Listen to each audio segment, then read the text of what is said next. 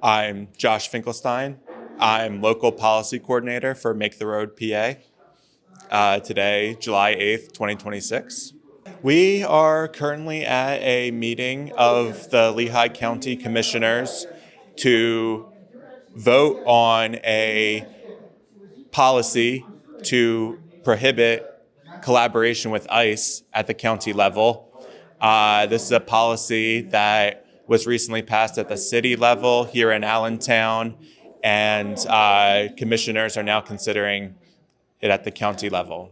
To remind everyone, this meeting is being recorded for the public record, and at this time, I ask that you please join us in the Pledge of Allegiance. I pledge allegiance to the flag of the United States of America and to the republic for which it stands, one nation, under God, indivisible, with liberty and justice for all.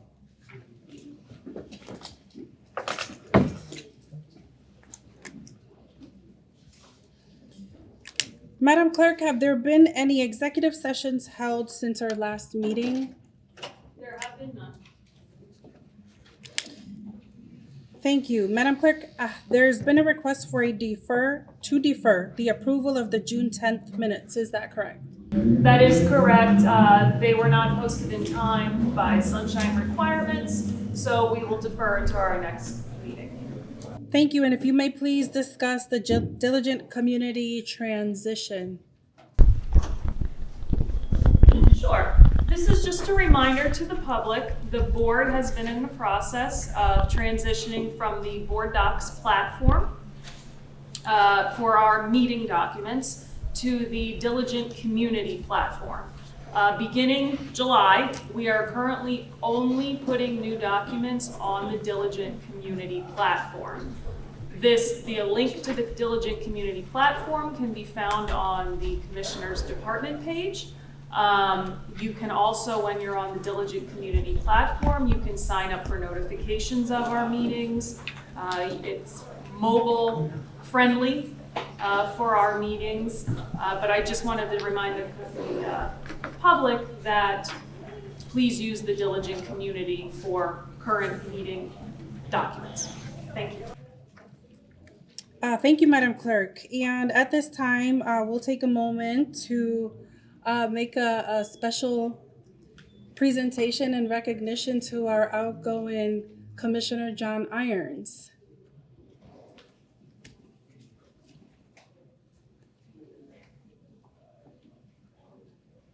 Is she trying to? Commissioner Irons, as we have done in the past, we have a plaque for you that I will present. Board members, if there are any comments for Commissioner Irons.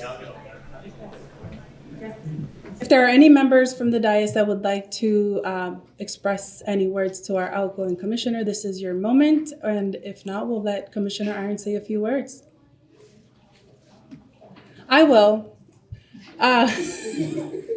My turn. So I just want to say, Commissioner Irons and I ran our campaigns together, and I got to learn of his person and where he came from and his passion for why he wanted to run for office. As he said publicly, he's learned a lot in this path, and I'm sure he's, wherever his travels take him, he's going to take this whole experience and put it to work. I'm sure some other folks have asked me if he's going to get involved in politics. I said, probably. This was just a start. So he will be missed by my person. I thank him for helping me knock doors during our campaign. I'm going to miss. We're not going to run again. If so, I decide to run again. But yes, I wish you all the best. Thank you for all the work that you've done for the residents of Lehigh County and for sharing your passion and what it is you advocate for every day. So wish you all the best. Commissioner Hartzell. John and I agree on almost nothing except where we want to get. And that is when I was running with John and Shayla and April, and people say that he's crazy, he's too left wing. They said he just wants fairness for everyone. That's what I want. I think that's what we all want. That's what everyone wants. And we have very different ideas about how to get there. That's the only difference. It's been a pleasure, and I'm going to miss you, troublemaker. Yes, Commissioner Riddick. Well, as you know, I don't really like to talk a lot publicly, as you know that. I'm a firm believer when my colleagues speak and say the stuff I want to say. There's no reason to hear from me. Thank you. John pushed the envelope when nobody else would. A board is not to be a board that's just easy to say yes. A board consists of different views, different outlooks, different people, but we all have the common goal for the good of the people of the county. And I can honestly say that with John, he pushed that envelope, he made us think out of the box, and I appreciate your out of the box thinking and your passion for the people. The board needs to have a diverse board. It doesn't need to have everybody taking the same views. You cannot grow. As the county grows, the board has to grow with the county, and I can honestly say, thank you for bringing that out of the box thinking. Like you said, call you a troublemaker. And it's okay. Sometimes that old-fashioned saying, sometimes it's okay, getting in trouble levels is good trouble. And I appreciate you bringing that good trouble. We're going to do this. Thank you. Any other commissioners? Commissioner Fevig and Beitler. Thank you, Chair Alvarado. John, you're the first commissioner I met before I even really knew what a commissioner was. I remember sitting down over coffee, just in awe of this thing you call the campaign, the work and the effort you put in to make sure voters could know you. Learning what canvassing is, which I learned is just talking to voters on purpose. You walked with me and helped me to see it would be worth it, and it has been. You've made this board a safe place to disagree, to debate, to compromise, to make things better. You made it okay for me to vote on the opposite side of you, as I have on several big issues, but you've always asked me to be true to what I believe and to those I represent. While I can't always see the world as you see it, your vision has made us better. It's given us hope. It's helped us always see things from a different perspective. You're an incredible partner in crafting legislation that can work. I appreciate you in that space. Your research is brilliant, and you're inclusive of all the voices in your work. Our early conversation before I was even a commissioner over a drink with Commissioner Beitler looking for common ground was such a formative experience on how local government can work and how we can do our work together coming from very different places. So thank you for all you've done for Lehigh County and for me. Thank you. Yeah, so Dan stole my opening line. I was going to say the exact same thing, but with an asterisk, because, you know, at face value in the biggest pictures, you know, there's some substantial philosophical disagreements and a chasm in between.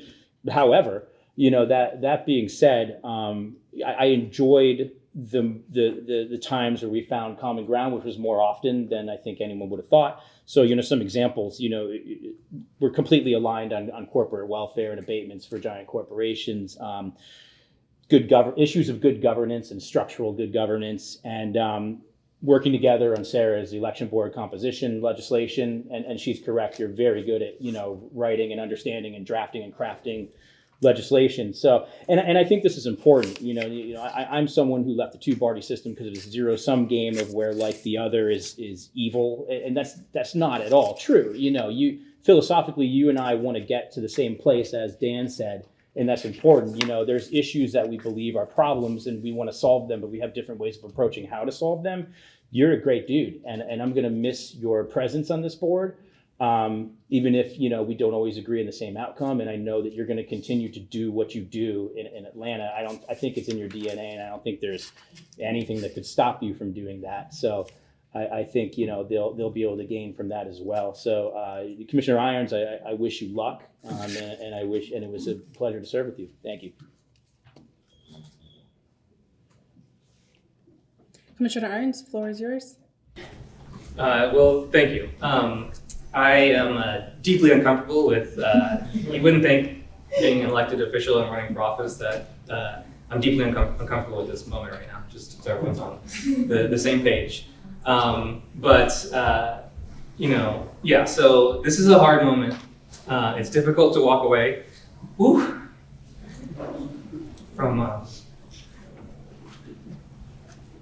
So I just wasn't expecting so many of my people here.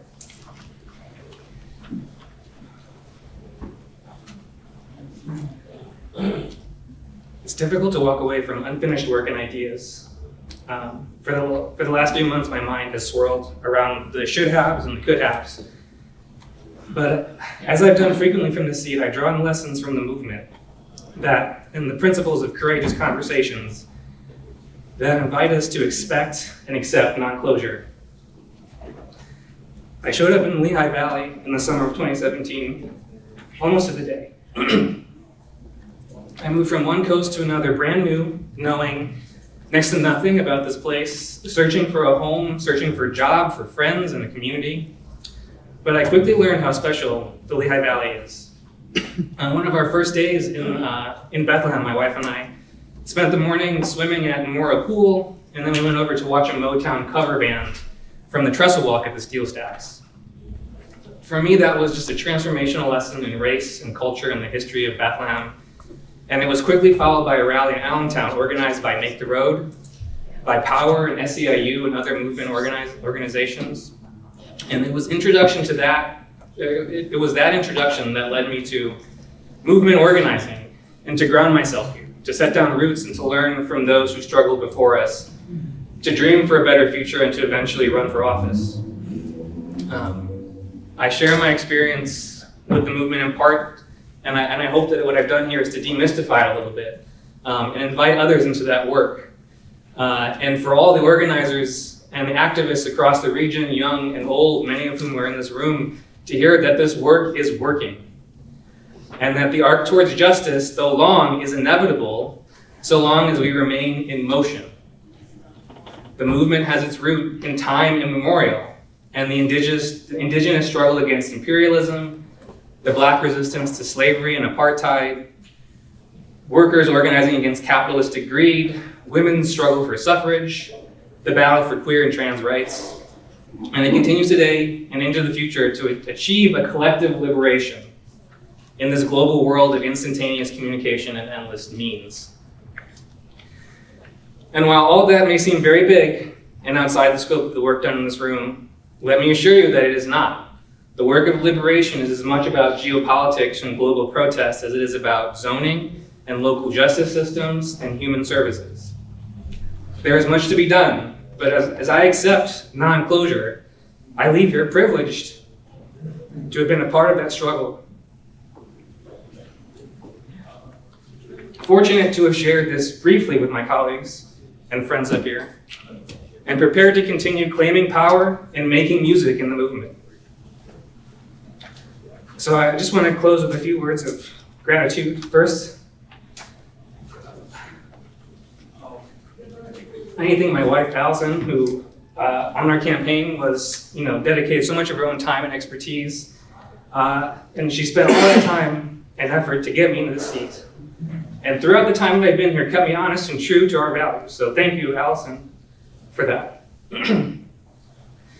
I have like a list of people here, but there's so many of you here who showed up from Working Families Party. I'm thinking of Ashley and Ronald and Jillian from Lehigh Valley Stands Up, Sierra at Working Families Party. All the volunteers, if you showed up for Canvas, that is the work. That is something that is greater than anything that we do up on this dais. So thank you to all the volunteers. Thank you to Sharon and Mary and Ed at In Mass Incarceration, Make the Road, DSA, the Emergency Response Network, which is probably my proudest achievement in my time here. They're all an inspiration for all their dedication. And thank you to so many others who offered grace and conversation and solidarity through all the conversations along the way. You really changed my life, and it's been a privilege to do this work. So thank you for the moment tonight. Thank you for this recognition, and the movement keeps moving, so welcome to it. Thank you.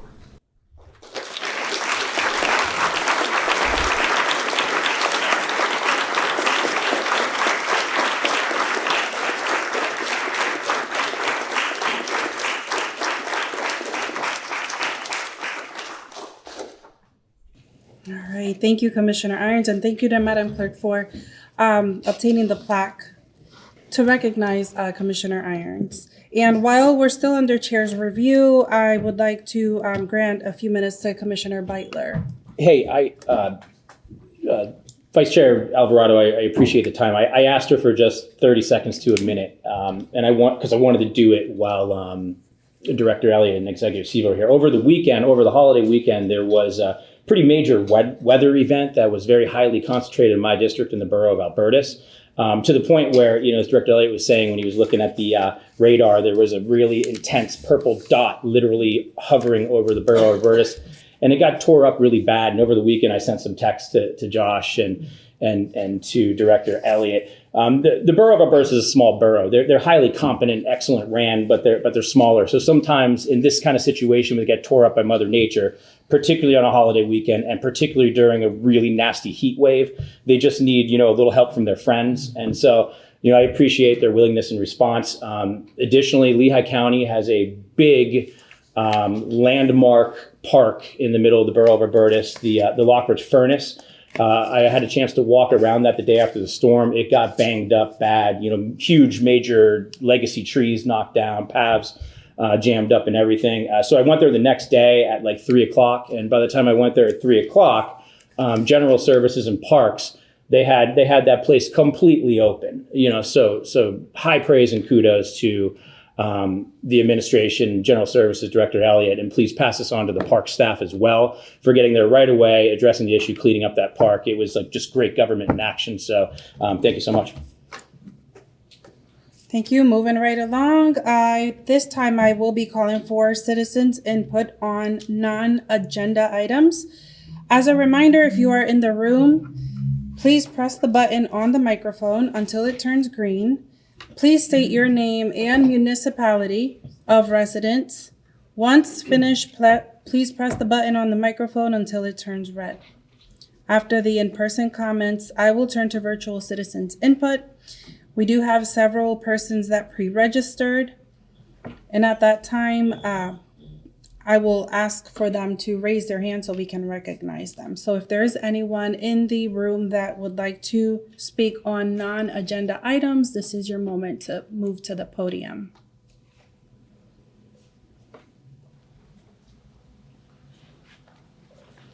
And as a reminder, I'm limited to approximately 5 minutes. Okay, Lori Ramsey from Emmaus. I think this is not on the agenda. Maybe it is. I just wanted to thank Commissioner Irons for his work in the county. He has always been measured, thoughtful, and yet intent on making life better for everyone in the county. He has come to our homes to help guide us, listen, and I have really appreciated your leadership, and I think we are better for it, and I wish you lots of luck in your move, your next stage.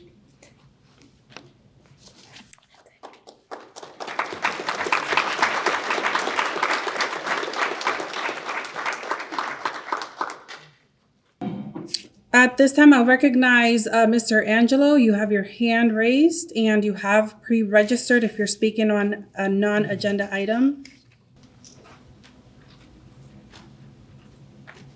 Can you hear me okay? Yes, we can.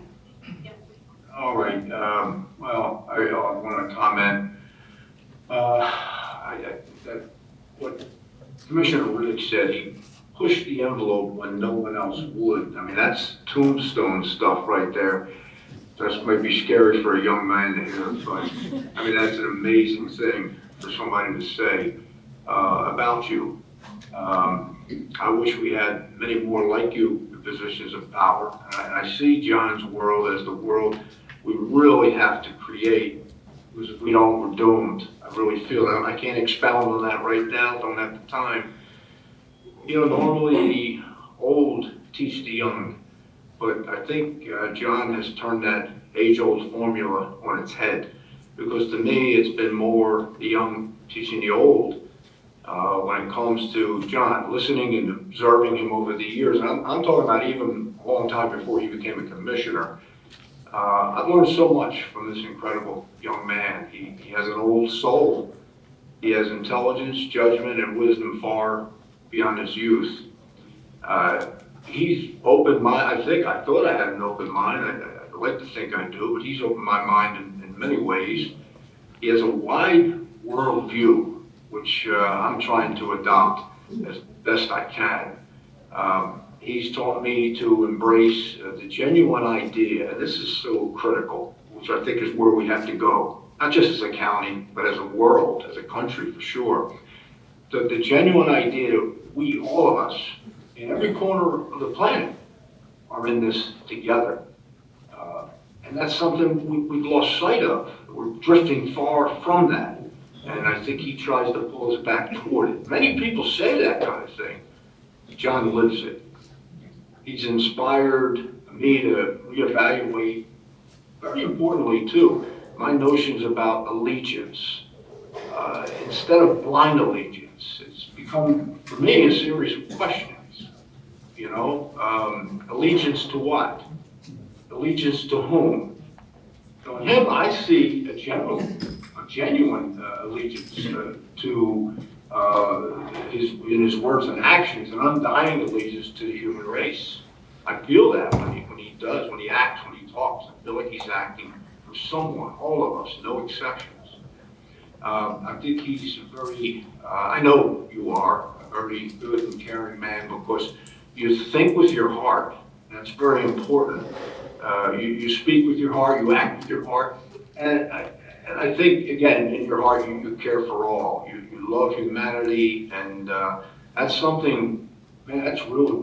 That's stuff you teach your kids. That's stuff that we all should be striving for, except, again, we're drifting apart. So in closing, look, I know you guys have to find a replacement. Jon's shoes will be impossible to fill with just one person. I think the best thing to do to fill them is for all of you to adopt, to some extent, and sustain to a large extent, the kind spirit of his soul that he's brought to this board, to this county, and to all of us. So I thank you, Jon, for all you've done. You'll be missed, and all the best to you and yours on your journey.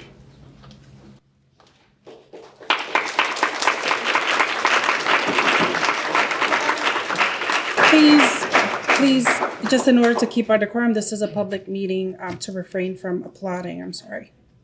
So moving on our agenda, there are no appointments for consideration this evening.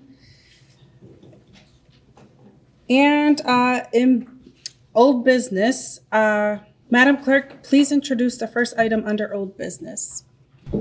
Sure. Bill 2026-31, amending the 2026 to 2030 Lehigh County Capital Plan to upgrade the digital evidence management system for the Office of the District Attorney and Lehigh County Regional Intelligence and Investigation Center. This is sponsored by Commissioners Pineda and Fevig. Madam Solicitor, will you please summarize the bill? The purpose of this ordinance is to amend the 2026-2030 capital plan to include an upgrade of the digital evidence management system from the NICE system to the Axon system, a description of which is attached as Exhibit A. Pursuant to the administrative code, an amendment to the capital plan is necessary to include this project, and ordinance approval is required to amend the capital plan. Thank you. Sponsor comments. We have this sponsored by Commissioners Pineda and Fevig. Commissioner Pineda. Thank you, Chair. I'm proud to support this. I will reiterate, I've said many times, the RIC has done so much for the public safety of this community, and for the work that they do is fantastic. I know we have the director of the RIC here to speak on this as well, and I commend her for all she does every day to keep our community safe. The district attorney is here, and I'll yield any time that I have left to them to speak on this, but I know Commissioner Fevig wants to speak before me. Just very briefly, just want to echo that. Learned a lot about the work of the RIC in my visit, and just was really impressed by what you've done with very little, writing your own programs at times to really create what we needed in that space. And I think it's very clear that the needs of data have evolved to need a more sophisticated solution. So thank you. Thank you. This is a request to add to the capital budget. It's a 10-year request. The total for both the district attorney's office and the RIC is $2.4 million over that 10-year project, and that will be a way to store and manage our digital evidence, which will include the ability to be completely compatible with the local law enforcement, where that most of that digital evidence comes from, but it also includes any digital evidence we may get from the public, which includes private security systems, home security systems. It also includes compatibility with our public defender's office here in Lehigh County, which we made sure of before we discussed much further with Axon. It also includes securities, which allows it to be compliant with what we call the CGIS requirements, which require us to maintain an audit trail of all of the data that we get so that there is a record of how it came in originally, whether it was redacted in any way, shape, or form, and to maintain the original in the form it was recorded in. So that'll help with security and help with issues as whether things were tampered with or in any way altered. And it allows the defense attorneys, including our public defender's office, to see that as well in the original form and in the form it was redacted. And it also allows us to be compatible with the courts so that they will see the same things that we see as we get it. We've worked also with our IT department so that we can take some of the burden off of them. This contract will allow us to store that evidence in the cloud, take it off of the servers that we have with our county IT. Right now we are essentially close to being out of space on the servers that have been provided to us by IT. So we're asking for approval to put this into the capital budget moving forward. Julie Kostas, as you stated, is the director of the RIC. She's available if there are any questions specifically about the RIC itself, the contract, much more knowledgeable than I am about what goes on at the RIC and the technical aspects of the work there and the contract. If there are questions, we're happy to address them now. Thank you, DA Hollihan. Are there any comments or further questions from board members? Madam Chair, just Oh, yes, Commissioner Irons. before the vote, not a question, but I mean, I'm going to be voting in support of this, the upgrade. You know, the reality is, I think that you know, the necessity of having this information for due process outweighs what really alarms me by this, the need for this, which is just the explosion of the amount of information that is captured in the course of investigations that's available to investigations and you know, prosecutions and defense in our country. I mean, if you were here last week when we were presenting, you know, the need, like part of the calculus in this is upgrading essentially like storage, having storage be like we're talking dozens of terabytes, if not hundreds of terabytes of information, and that's just you know, I think we should all just take a pause and understand how much of our daily lives, from our cell phones to our movements throughout the city to our patterns on the roads and everything, is being captured all the time, and that's part of what's driving this conversation around data centers and storage. This is just one piece of it, and so I think it's, you know, I don't have any inhibitions about this bill or that system or the work that's being done in accumulating this. I just need to take a pause and hope we all recognize just the magnitude of information, how much I think it's exploded in the last just couple of years. So thank you. Commissioner Kolborgi. I just wanted to point out that I'm going to be abstaining from this bill. All right, thank you. Are there any comments from the public regarding Bill 2026-31? Hearing none, all those in favor of Bill 2026-31, please state so by saying aye. Aye. Any opposed? And noting one abstention. Thank you for your time, DA. Moving along on our agenda, Bill 2026-32, budget amendment for the baseball stadium. Madam Clerk, please introduce the next item under old business.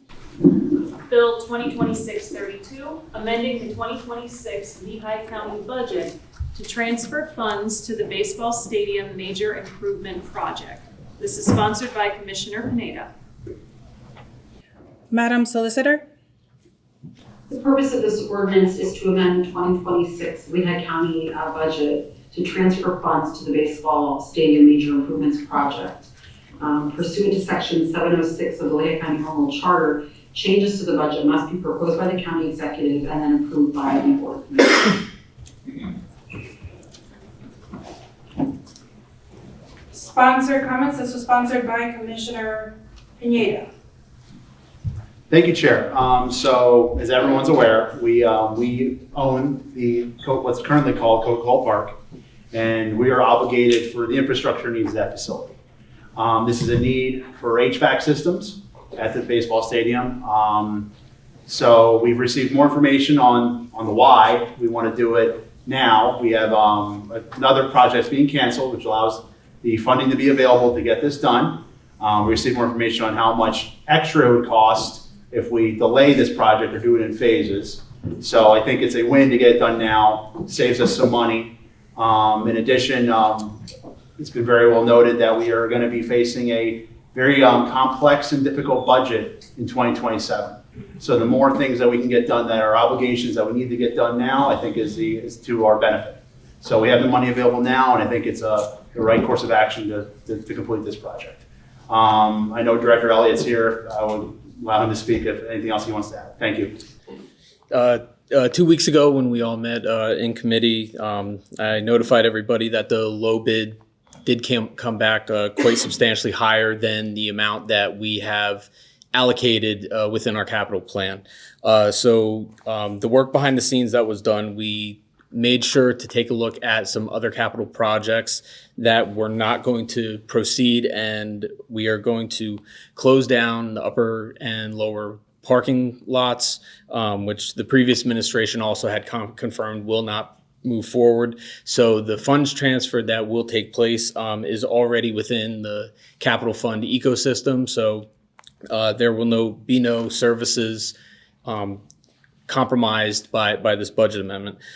There were some great discussions behind the scene between some commissioners and myself and the team, and it was proposed that what happens from a cash flow standpoint if we were to break this down over multiple years.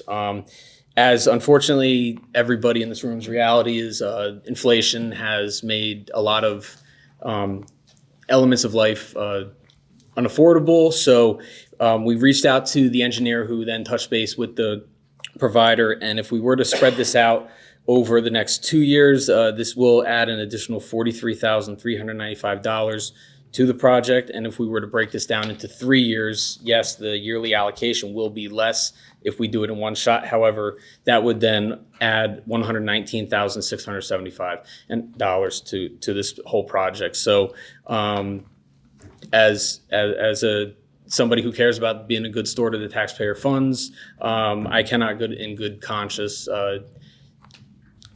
propose that we should break this into multiple years. I would like to, with your concessions, proceed with the budget amendment. Our price hold on the materials and equipment is good through the end of the month. So if this goes through with an affirmative vote, we can have the purchase order submitted by the end of the month. Price hold is good to go, and we can issue a notice to proceed to the contractor. So I'm happy to answer any questions that anybody has. Commissioner Pineda. Yes. Oh. I got my hand up. I'm sorry. I'm looking at you and trying to call him. Commissioner Beitler. Thank you, Madam Chair. I think I know the answer to the question, but just to put it on the record as a matter of record. The company that we would be using is local, correct? Yes. Excellent. So this would be performed with local labor. Perfect. And just to reiterate a point that Commissioner Pineda said, we own a baseball stadium. So this was a decision made by a previous board years and years and years ago. It's not necessarily something that I would engage the county in if presented with the question of owning a baseball stadium today. But as it stands, we have this asset and we're responsible for it. And just to reiterate, this is something that's required of us to do per the lease. So we're legally obligated to do this to maintain this part of the asset, Coca-Cola Park. Cool. So, and I'll say this also, and then I'll wait for other commissioners to make there's been some good conversations about perhaps deferring some of this. And I think, and we heard sort of a back and forth there, and that's another example of, really good government. I think both arguments were to try to address the challenging couple of years of budget environment that we're going to have ahead of us. But I think at the end of the day, I think the explanation that you provided that this makes more sense to do this now as opposed to defer it, although there perhaps might be benefits as far as cash flow to defer it a year, but we're going to save more money by doing this now rather than later. And the last thing I'll sort of say, I go to ball games. I don't dislike baseball, I just dislike government-owned baseball stadiums. I like baseball, but in going to those stadiums, I would always take the chance to advocate with the owners of the Iron Pigs, who, by the way, is a great charitable organization. When you go to that stadium, I don't know how many people understand that it's a Lehigh County stadium. I'm sure most folks would think that it's an Allentown stadium, if not owned by the Iron Pigs. So I'm always pushing and advocating for the Iron Pigs to do more to promote and advocate for Lehigh County, since we are the owners of that stadium and asset. There are actually, if you get there very, very, very early, you can see a video with, it's Josh and Jeff now. So, and before that it was Phil and Jeff. It's always but you got to get there an hour before, so that maybe play that video at the 7th inning stretch too, or just do more to promote Lehigh County, since we invest a lot of money into that stadium per the lease. So thank you. Yeah, and to play off exactly what you're saying, I mean, even tonight, I see everybody wearing these shirts, and it's a testament to the community partnership that we have with a lot of the citizens of the county. And they, to your point, they have been one of our best community partners as well. So, and to kind of go back to your first comment, to kind of put in some context the additional costs that we'd be looking at. So if we do this in one phase, this project is not something small like residential units. We have to source a crane. There's a lot of labor that needs to be materialized, mobilized. So by doing it in one shot, we can get all of the 33 units onto the roof in one shot versus getting a portion done, leaving next year, paying for the crane again. Cranes are not inexpensive, so that's kind of where some of the hidden costs were. And another non-monetary version of this is if we were to buy all the units with today's cost, push the labor cost off into the subsequent years, we then lose the ability to possibly have warranty services for some of these units. So it makes sense to buy this in one shot as opposed to portioning it out. And I know I'm kind of being a dead horse on that, but that's basically what I'm proposing. Commissioner Fevig? As the commissioner who was asking you to look at breaking it up across years, I think that's a really important exercise that we all went through this past couple of weeks to do that. We're going into a budget season where we're gonna have to make some really hard decisions, and when I see something coming through that's $700,000, yes, I'm going to ask, can we split this over multiple years? And I think I really took that pretty far, and then I think when the numbers came in, that really, helps me to see no, it's not worth an extra $43,000 to do that, but those kind of exercises, I think we as a board need to be doing more closely than we have in the past. We're in a season that we need to look really deep at these things. My only remaining question on the topic is the money that's coming from the parking lot. Are you certain that that is available, that it will not be needed for that other purpose? And can you just speak to that a little bit more about where it's coming from and that it's really available? Sure. The reason the parking lot projects are not going to proceed, they got halted a couple years ago before the executive and myself took our roles, and the reason behind that is we are currently working with the city of Allentown to sell them the parking lots, and in return they are going to build a parking garage, which all of our jail employees will have parking in perpetuity.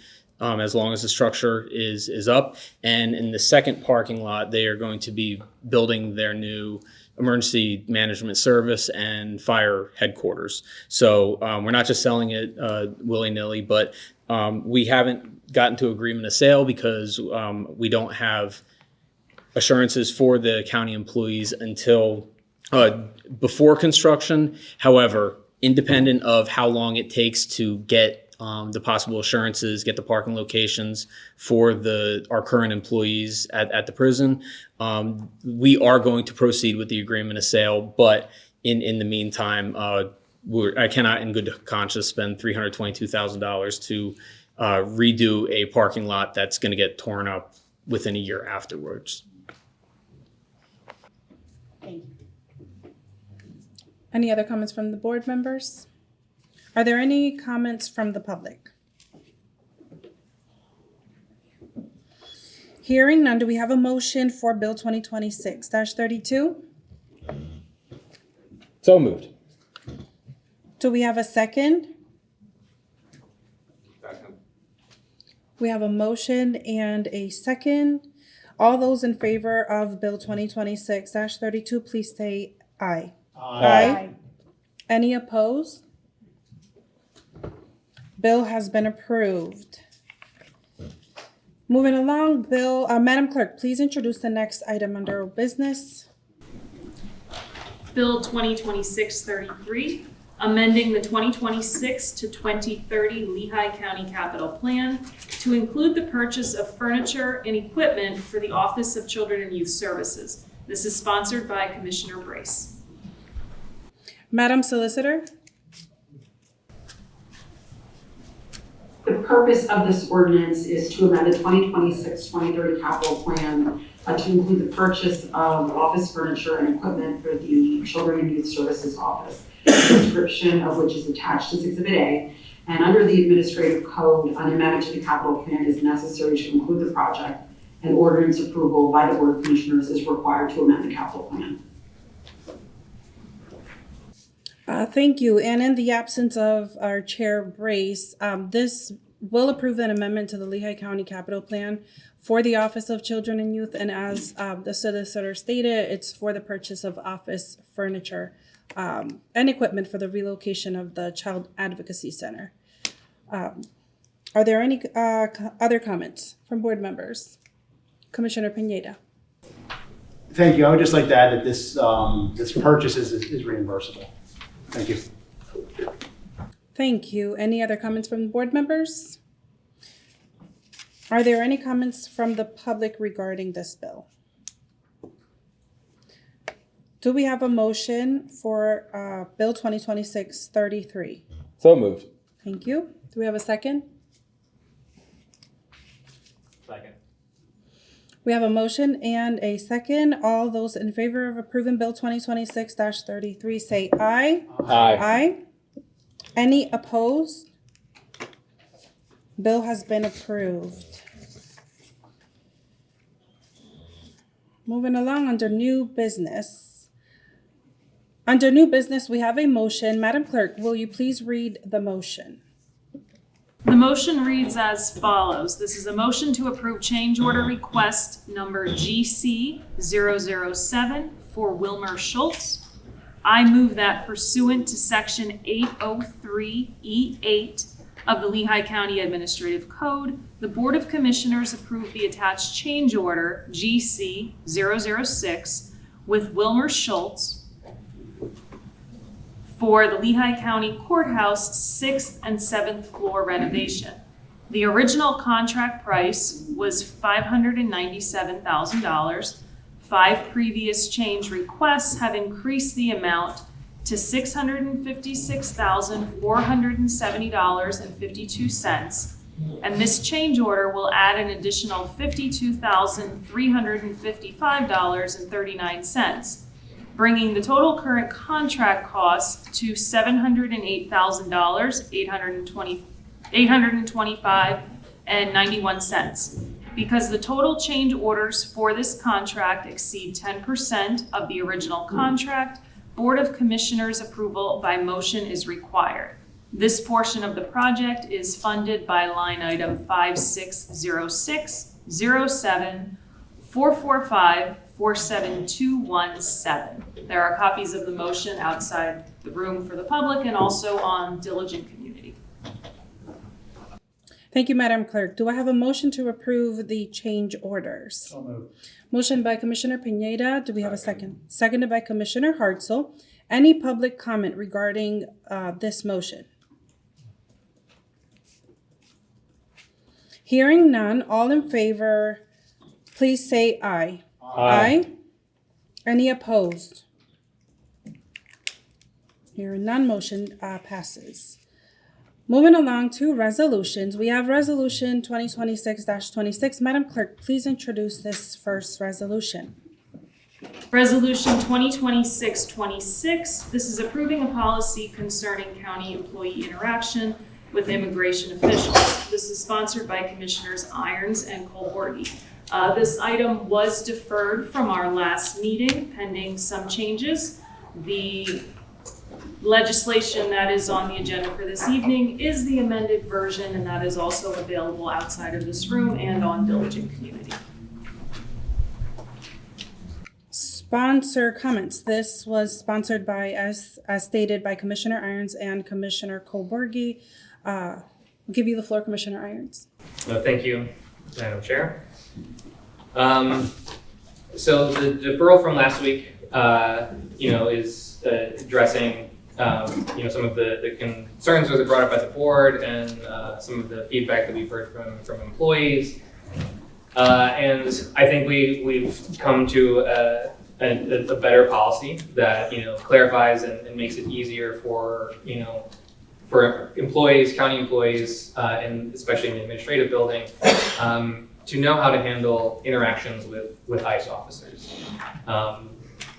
My sponsorship comes after a long road of looking at, responding to the community. Like I said in the committee, this is something that affects many people in Lehigh County every day. They live with concerns over how their information is being used and whether or not they're going to interact with ICE officers. That led to, conversations and research into information policy and protections in the county, and ultimately a desire to clarify how we should handle these interactions. We have, a legal history that I think justifies looking in this direction. And I think this bill just puts a pretty fine point on it. Where we're obligated under law, under federal law, we will, comply and respond to the work of immigration officials. And if there's a situation where we're asked to do something that is not an obligation, then we will not undertake that obligation and not assume the risk that comes with cooperating with ICE officers in this current moment. I think there's a very real, increase in the presence and certainly the budget of the Department of Homeland Security that justifies us preparing for eventual interactions between ICE officers and local government in a lot of different capacities, ones that we cannot imagine. And because this is not spelling out specific instances, we're not, the county building is not someone's home. It's not that argument just doesn't really apply here. What we're imagining is that there may be situations in which ICE is asking for information that they may or may not be allowed, or we may or may not be obligated to give, and it brings the law department in so that any decisions that are made are not on our county employees, but are going through our solicitor's office to make sure that we are complying where we have to and not assuming undue risk to the county. I think it makes a lot of sense. And we've removed elements about it, kind of asking employees to decide between what information to disclose and not disclose. There's already very robust information protection policies in place in the county. So if information is disclosed out of turn by a county employee, they're already subject to disciplinary action. The only disciplinary action that might result from this is if we do not notify the law department, which I think we can all agree is in our interest as a county government, as the stewards of taxpayer money, to make sure that if we're entering any sort of legal gray area, that our law department is involved. That's what this policy does. And so, I hope that we can, come to agreement on this tonight and move forward to make sure that we're protected and in the best posture to move forward in this current environment. Thank you.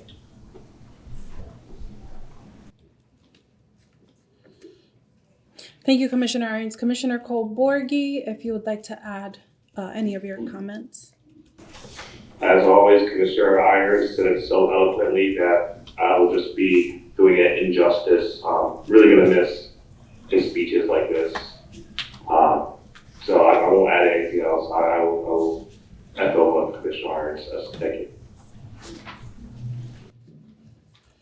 Thank you. Any other comments or from other fellow board members? Commissioner Fevig. So I know this case was referenced earlier, but I just want to kind of enter into the record because it's really shaped how I think about this policy. On November 19th, 2010, Ernesto Galarza, a New Jersey-born U.S. citizen of Puerto Rico, was held illegally for 3 days in the Lehigh County prison. Immigration and Customs Enforcement ordered his detention, erroneously believing he was an undocumented immigrant from the Dominican Republic. Fast forward through a lot of legal stuff here, and in the end, April 2014, Lehigh County settled with Mr. Galarza for $95,000 and agreed to adopt a policy of no longer honoring ICE detainers without a court order.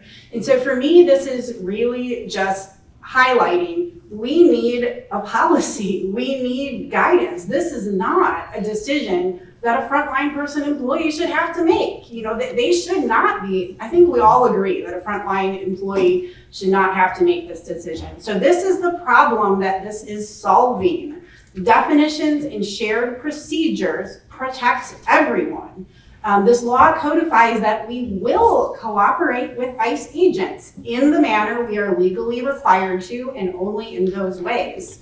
This was highlighted earlier, but without such a definition, employees are left to make their own determination. And that can be very arbitrary. Oh, this is ICE, I should cooperate. Oh, this is ICE, I should not cooperate. There is no shared definition and shared procedure to that.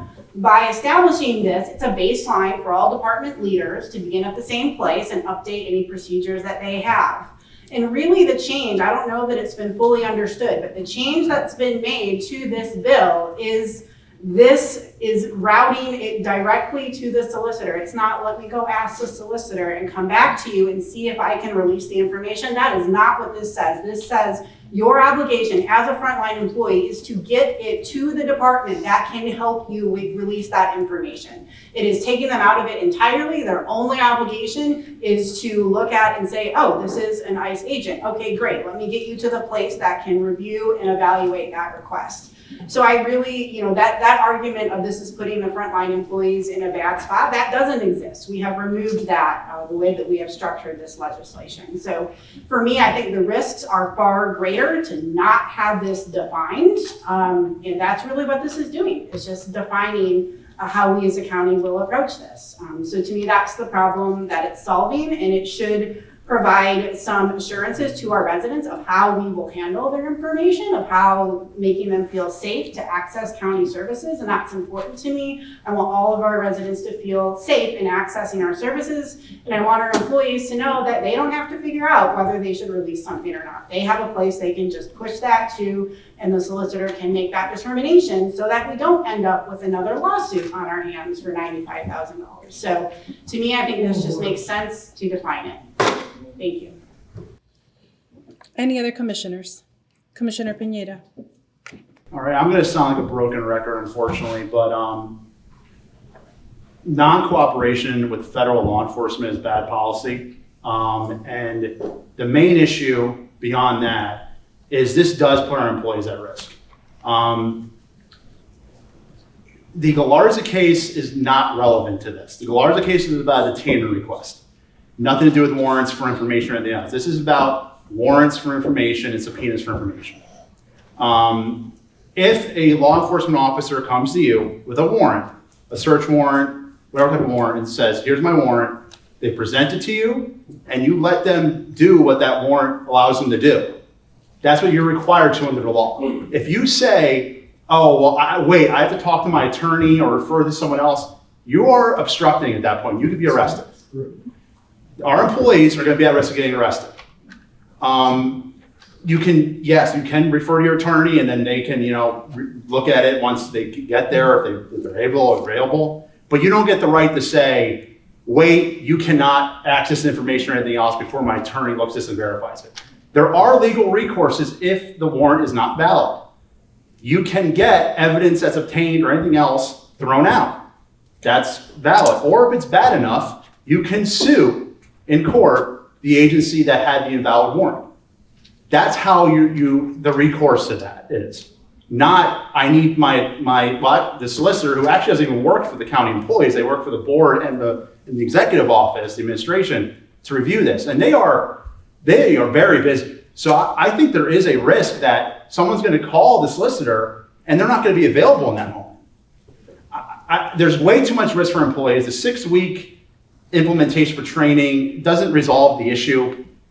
What employees should do is, if a law enforcement officer comes in with a warrant, they should go, thank you, may I see the warrant, may I make a copy of the warrant, may I forward that to my supervisor, and then let the law enforcement officer do what that warrant says they're to do. If there's recourse if that warrant is invalid. The other thing I want to add is that we are not following federal law in this policy. There seems to be a lot of confusion over administrative and judicial warrants. In federal immigration law, there is not a difference. Administrative warrants are just as valid. So if we deny access to information based on it being an administrative warrant, not a judicial warrant, we're violating federal immigration law. So that puts us at risk as well. It's just bad policy, and I really think that putting our employees in this situation is unfair, and it is a non-cooperation policy. I'm hearing some narratives that it's not. It's just trying to clarify things. It's a non-cooperation policy. That's what has been presented by administration multiple times. It's a non-cooperation policy. Non-cooperation with federal law enforcement is a terrible idea. And we're essentially, I'll reiterate it again, we're asking our employees to pick, get arrested or get fired. Thank you. Any other commissioners? Commissioner Pineda? Beitler, oh my goodness. Yeah. Sorry. No problem, Madam Vice Chair. So I'm gonna riff a little bit, and I guess I want to preface that with something that I just would say. In general, in any time we're presented with a piece of substantially changed legislation one day before we're supposed to vote on it, I just fundamentally have an issue with that. It doesn't matter if it's this or that or whatever, but we got the updated revision of this yesterday, and as many people alluded to, the changes are substantial. So, we need more than 24 hours to digest this. And that's not just for me.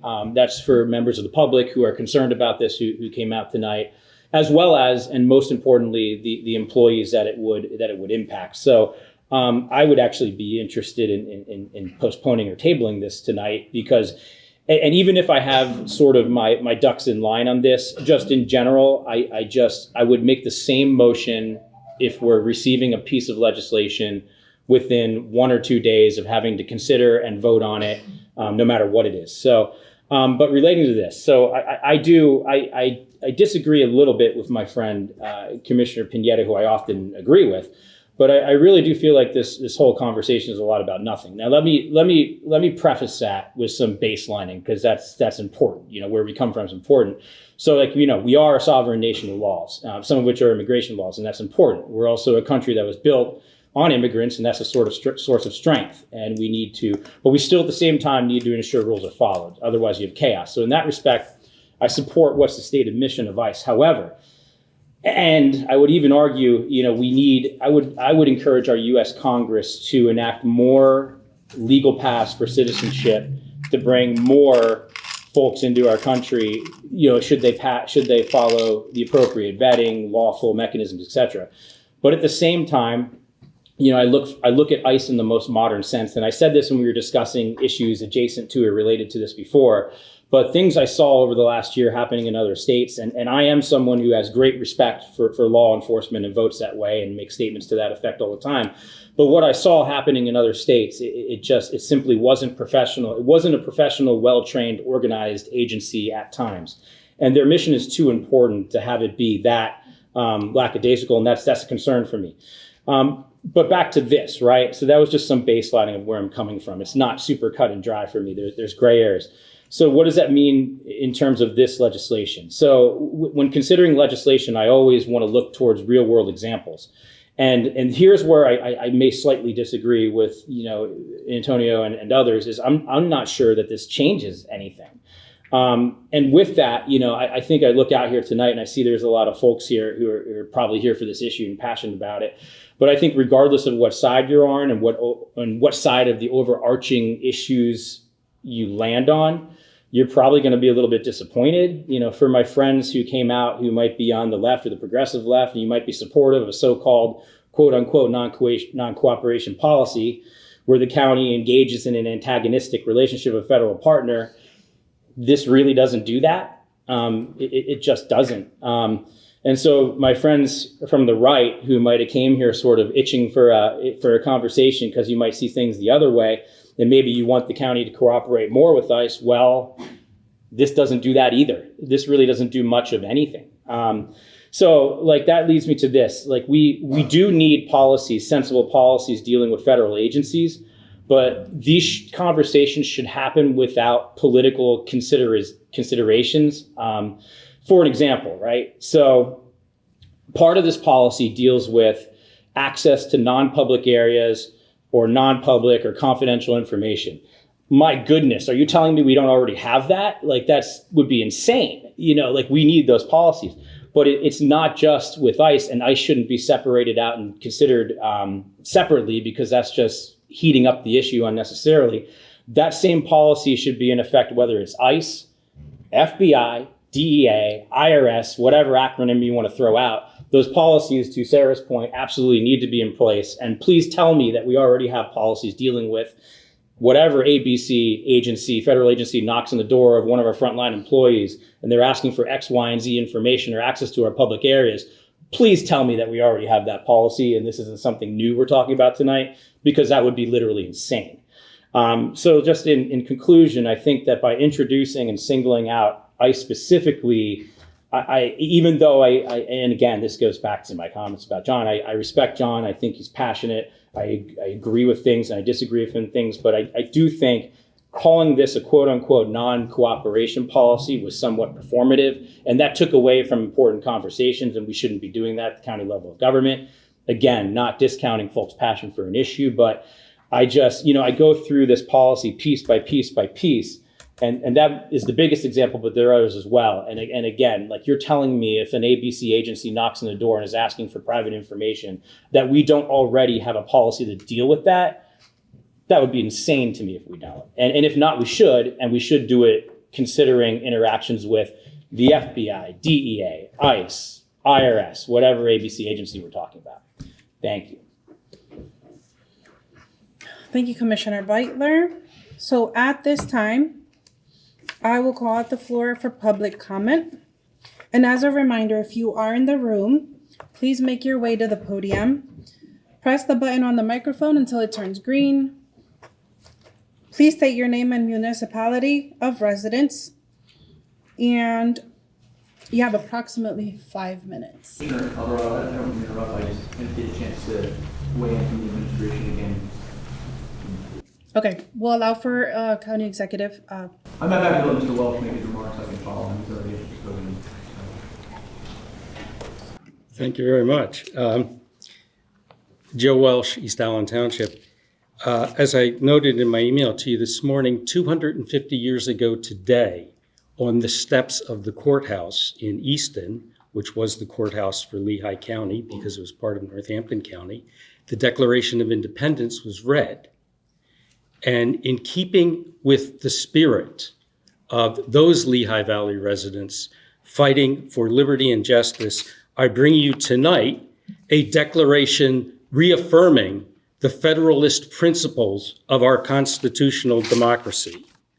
When in the course of human events it becomes necessary for one level of government to redefine its relationship with an agency of another, and on behalf of those under its jurisdiction, assure to them the blessings of liberty, which the laws of nature and of nature's God entitle them, a decent respect to the opinions of mankind requires that they should declare the causes which impel them to this redefinition. We hold these truths to be self-evident, that all people are created equal, that they are endowed by their Creator with certain unalienable rights, that among these are life, liberty, and the pursuit of happiness, that to secure these rights, the First, Second, Fourth, Fifth, and Sixth Amendments to the United States Constitution, among many other laws and regulations, were established ensuring these cherished rights and liberties. But when a long train of abuses and usurpations, pursuing invariably the same object, evidences a design to reduce them under absolute despotism, it is their right, it is their duty to provide new guards for their future security. The history of the present Immigration and Customs Enforcement Agency, with unqualified support of the Department of Homeland Security, is a history of repeated injuries and usurpations, all having in direct object the establishment of a tyranny over certain of our states. To prove this, let facts be submitted to a candid world. They have sent armies of civil immigration agents to terrify our communities of color. They have targeted individuals, including citizens of these United States of America, based upon their skin color, ethnicity, and even accent. They have torn families apart, transporting them far distances with no notice, no legal counsel, nor judicial hearing. They have interfered with our free exercise of religion by abducting a Catholic nun on her way to Sunday Mass solely because of the color of her skin. They have murdered United States citizens in cold blood on our public streets while those citizens were exercising their unalienable rights. They have obstructed the administration of justice by preventing state authorities from conducting homicide and other investigations into their unlawful and wanton abuses. They have violated our courts, preventing our residents from seeking justice for human trafficking and other heinous crimes, making our streets unsafe and endangering our legitimate law enforcement officers. They have invaded the sanctity of our churches and disrupted the education of our children. They have stalked and kidnapped our youngest children, using them as bait to ensnare their own parents. They have used phony administrative orders to violate the fundamental right of our people to be secure in their homes. They have taxed us without representation by forcing our county taxpayers to fund civil damages caused by their false and fraudulent purported warrants. They have facilitated their vile conduct by impersonating legitimate law enforcement officials of our states and localities by placing the word police on their purported uniforms, while lacking any training in or certification for municipal policing. They have utilized the highest officers of our federal government to spread false and malicious slanders against our local officials and residents, all to justify the suppression of the God-given rights of our people. Nor have we been wanting in attentions to these abuses. We have warned them from time to time of attempts to extend an unwarrantable jurisdiction over us. They have been deaf to the voice of justice and contiguity. We must therefore redefine our relationship with federal immigration authorities and put into place such protections as those within our jurisdiction deserve. And for the support of this declaration, with a firm reliance on the protection of divine providence, will you mutually pledge your lives, your fortunes, and your sacred honor? Or if not all that, just vote yes on the resolution tonight. Thank you very much.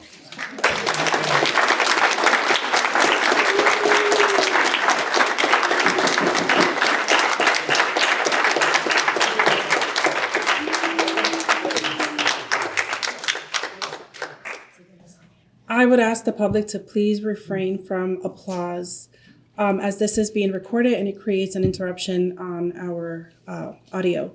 We'll move over to our county executive for a few words, and then we'll continue with public comment. If you can please press the button on the microphone just to turn it off. Thank you. County executive. Thank you, Madam Chair. Look, there's been an insinuation tonight that this legislation has sort of manifested out of thin air, that it is a solution, in fact, in search of a problem. And I think the force of the folks in the room tonight, the body of individuals who've showed up en masse, I believe, largely in support of the legislation, cannot be divorced from the context that forces us to draft and bring this policy forward.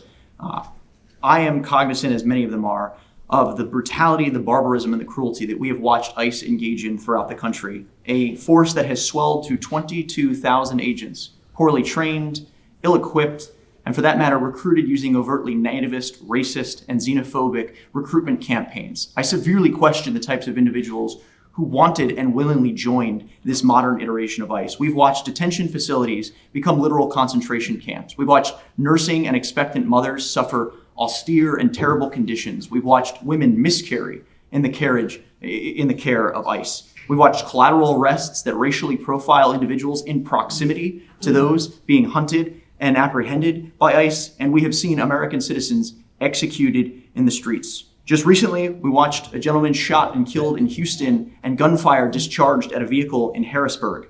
To Commissioner Irons' point, while there haven't been major metro surges like the kind we've seen in Minneapolis, ICE has gone silent far, and its reach is massive.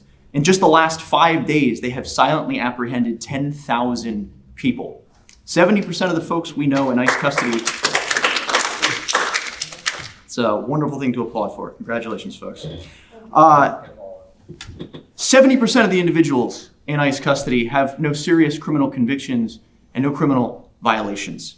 It is in that context, in that environment, in that perspective, that ICE that our neighbors see on their social media algorithms, in their news feeds, that informs the fear that our neighbors feel every day. It is in that context that we bring forth this resolution so that the county can speak its values, its politics, and most importantly, the perception that we must maintain, that we are an independent public sector local entity that exists to serve all of its residents, to not be coerced or compelled to be an extension of the federal government. There's been an effort to sanitize this debate, I think for self-serving means, to remove the politics from the discussion. Frankly, everything we do as elected officials is politics. What is politics if not our values and our policies implemented in practice? Everything we do is politics. This is politics, and this resolution speaks to the principles and values I think many of us hold, in part that we do not want to, as a local government,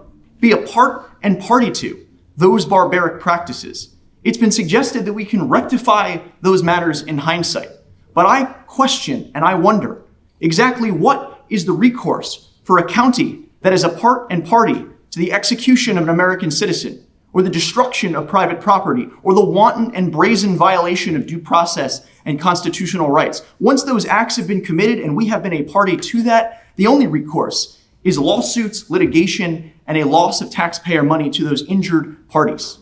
This legislation is proactive and preventative, not because we have yet to experience any of those instances, but because our employees in this present moment are exposed to profound risk, incredible liability, and deep-seated uncertainty. There are no grounds for which they could navigate the circumstances of an ICE agent entering the confines of the government center, no means for them to rectify requests for information, and no way for them to make a legal determination as to what they must divulge and what they must not. We protect our employees through this legislation by ensuring that frontline individuals are not expected to act as attorneys or legal determinants. We put that into the hands of our solicitor's office. I know there's been concern about the way that this policy might lead to disciplinary action, and I question who in their right mind would violate this policy. And the fact that we are allowed to discipline and in fact terminate our employees is true of frankly any internal policy. Any county employee who doesn't abide by our internal practices, be it whatever that may, protection of personal and sensitive information, mistreating a fellow employee, all of that can lead to termination. Does it mean it will happen? Almost certainly not. More likely it'll be a warning or discipline. But at the end of the day, it is our obligation as the government to ensure that our employees do not inadvertently expose us to risk. So yes, we have to have strong disciplinary practices in place because compliance with that policy holds life and death consequences for our constituents and real financial implications for our county. I know there's been concerns about the bargaining units and how they might respond to said policies. Unions like I.C.E and SEIU have been some of the strongest proponents of non-cooperation policies. Organizations like Unite Here have called on county, state, and local governments to pass non-cooperation policies, in part because they not only want to protect their members, but some of their members' families who are in mixed status households. Every union wants to make sure its employees are protected from undue harm and undue consequences or potential discipline. Unions are some of the strongest advocates for this. I want to be clear. This is not singling out ICE. It is in direct response to a singular agency at the federal level that is behaving in a deeply disturbing, disgusting, and problematic manner.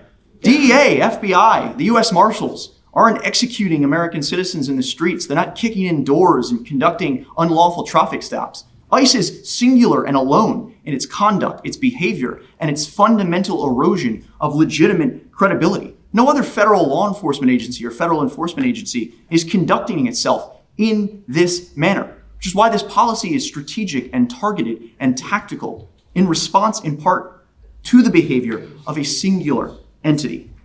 It is important that we act tonight and send a unified message. It takes 5 of you. I think there are 4.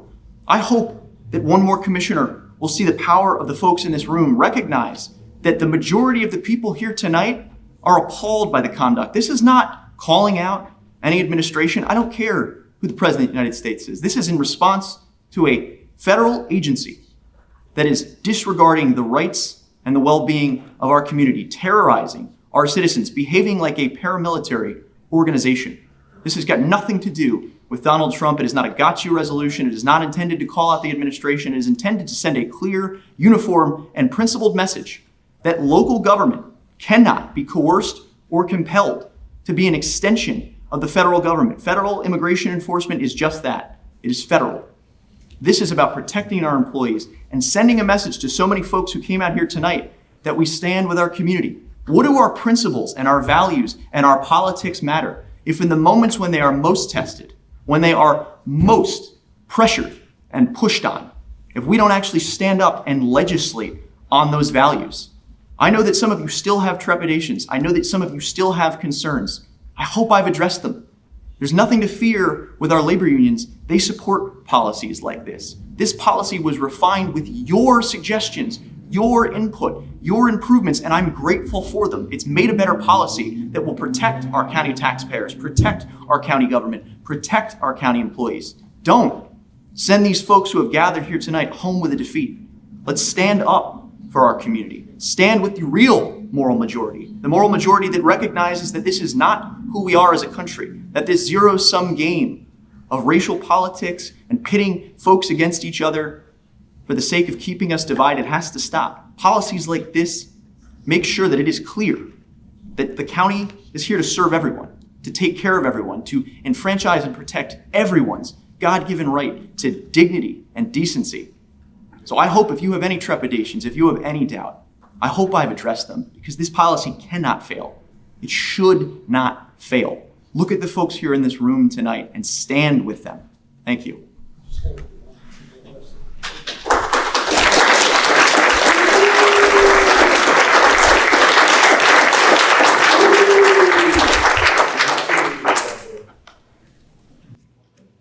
All right, we'll continue with public comment. As stated before, please state your first name and last name and municipality of residence.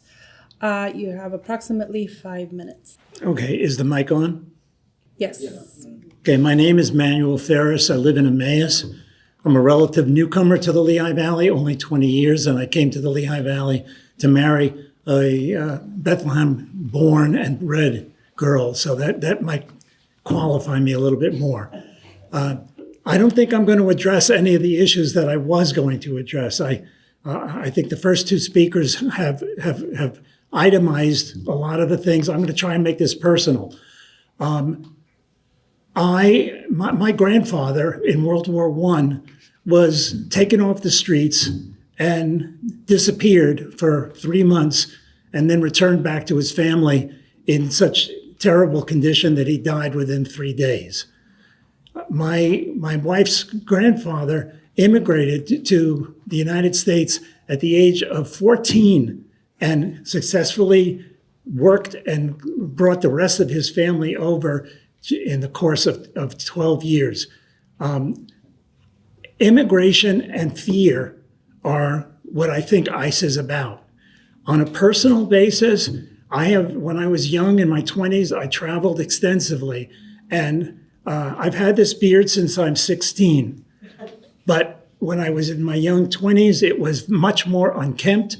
My hair was much longer, and I was attacked physically, and I was threatened many times by police carrying, in some cases, Browning automatic rifles, telling me that I should get a haircut.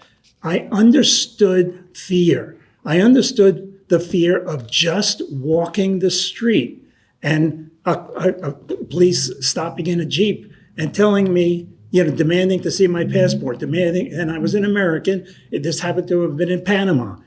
The point is, I always had that sense of protection because I was carrying that United States passport.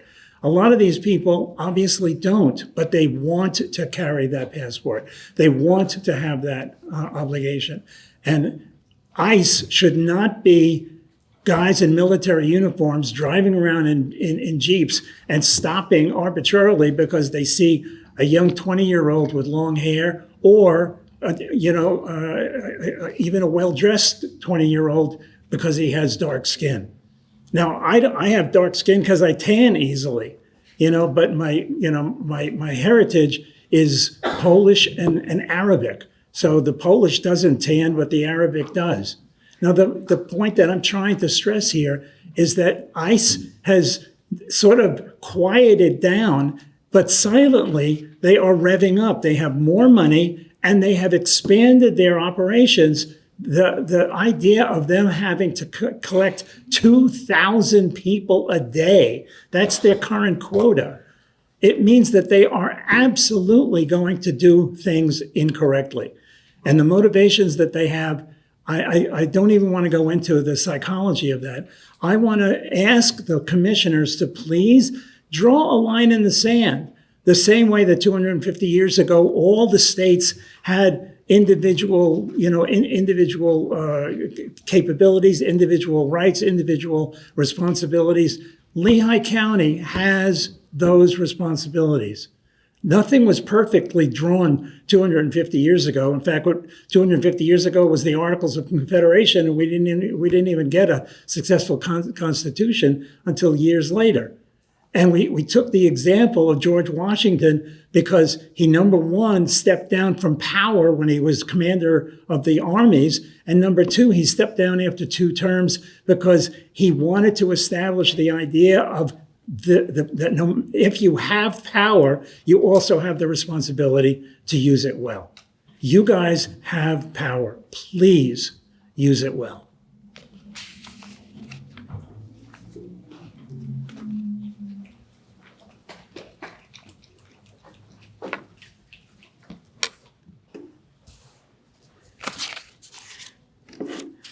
Good evening. My name is Jeff Barber. I live in North Whitehall Township. Before we get started, I'd like to have at least a moment of silence for Pennsylvania State Police Trooper Michael Pereira, Jr., who was killed in the line of duty on the morning of July 1st when a tractor-trailer driver driven by an illegal alien struck him during a commercial vehicle inspection on the interstate of 81 in Schuylkill County. The trooper was a 44-year-old veteran with nearly 20 years of service to the Commonwealth of PA.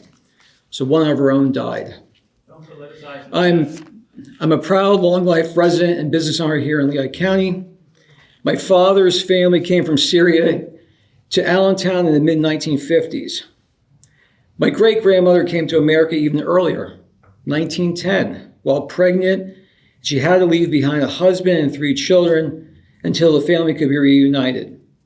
Immigration is something I believe in deeply as an American, and my own family story is an immigration story. But my family came here legally. One by one, they helped each other. They left their country to come to America. They learned the language. They found work. They obeyed the law. They assimilated into the American life. The Syrian community is a proud community. They did not come here looking for handouts. They came here looking for opportunity, and they worked hard to earn a living in their place. In all my years, I've never personally known an illegal Syrian immigrant. And believe me, Syrians have had many, many reasons to leave their country as they have suffered through murder, war, and devastation over the last 20 years. I'm not here tonight to debate the national politics. I'm not here to say whether Republicans or Democrats are right or wrong. I'm here to speak specifically about the proposal before Lehigh County. My wife is a retired 20-year employee of Lehigh County. She worked in domestic relations, a department that handles child support issues. Anyone familiar with that department knows how difficult that work can be. Employees deal with people who are angry, upset, and sometimes very abusive. They get called at, they get yelled at, they get cursed at, they get disrespected, simply trying to do their jobs. I'm sure many other county departments face similar challenges every single day. County employees do not stay because of the high pay. Many of them can earn more elsewhere. They stay because of their health insurance, the pension benefits, the stability, and the commitment to public service. Our 2,000 plus county employees keep our county government running on a daily basis. I have friends who currently work for the county, and I can tell you that their morale is extremely, extremely low here. Many cannot wait to retire, and some are very close to leaving altogether. Most of them simply want to just do their jobs. They do not want to be used as pawns in this political battle that everybody puts them through. There are Democrats and Republicans who work for Lehigh County. There are people with different opinions and backgrounds, but they all serve the public, and they should not be placed in the middle of this national debate over ICE. This proposal puts county employees in a very difficult position.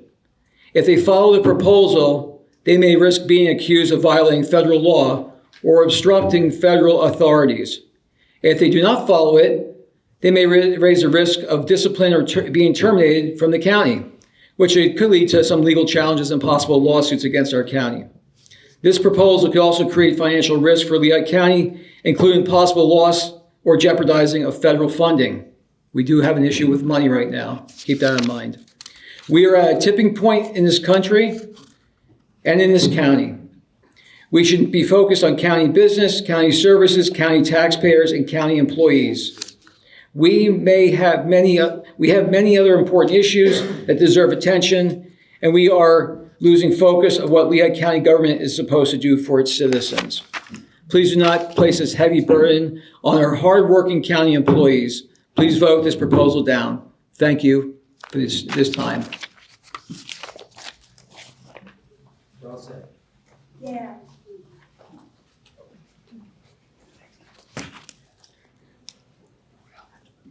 Dennis Sangel, Salisbury Township.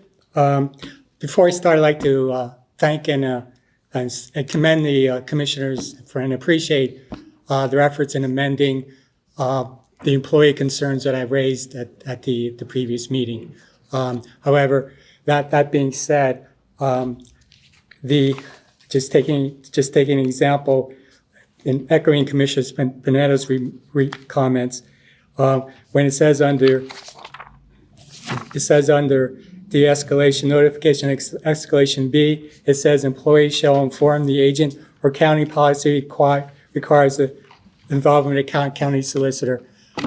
Again, going back to that real life experience I mentioned previously, good luck with that. If you're that secretary, my secretary, an immigrant from Colombia, and that federal agent comes in and says, puts the badge on the table and says, I want to do an audit. He or she is not going to hear that secretary say, oh, sorry, I have to talk to my attorney or my boss. That's just the way it is. I experienced it, I know it. And then if she doesn't, according to the policy, and the wording was changed, and I appreciate that, but it says the violation of this policy may result in disciplinary action consistent with county personnel policies. Again, this employee that I was referring to at every training imaginable was experienced at top notch, but what she was looking for, what she needed to hear was that her employer had her back, that her employer would protect her. So our state agency I work for, the policy was very simple. When the federal agent comes in, do whatever he says, notify us right away. Any kind of compliance or legal issues, we will take care of it afterwards. We got your back. It's not your problem. It's not your issue. It's ours. We will handle it. And we did that for retention and for recruitment because we found that we could recruit employees better that way. This policy does the exact opposite. In my view, it needlessly places county employees in situations and circumstances for which they require training and for which they could place discipline. It ignores the fact that the reason for this training that is required is because of a problem the county unnecessary causes and the situation the county needlessly creates. Supporters of this policy console themselves and their consciences regarding the harm and jeopardy they cause to hardworking county employees by deceiving themselves that training will be effective and the answer in situations and circumstances in which they place the county employees in, when in fact nothing can be further from the truth. Supporters console their consciences by ignoring and disregarding the fact that the reason training is needed is because they place the county employees in circumstances requiring this training in the first place. They assume no accountability for the potential harm and risk they expose county employees to, realizing and justifying this by stating that they're providing training.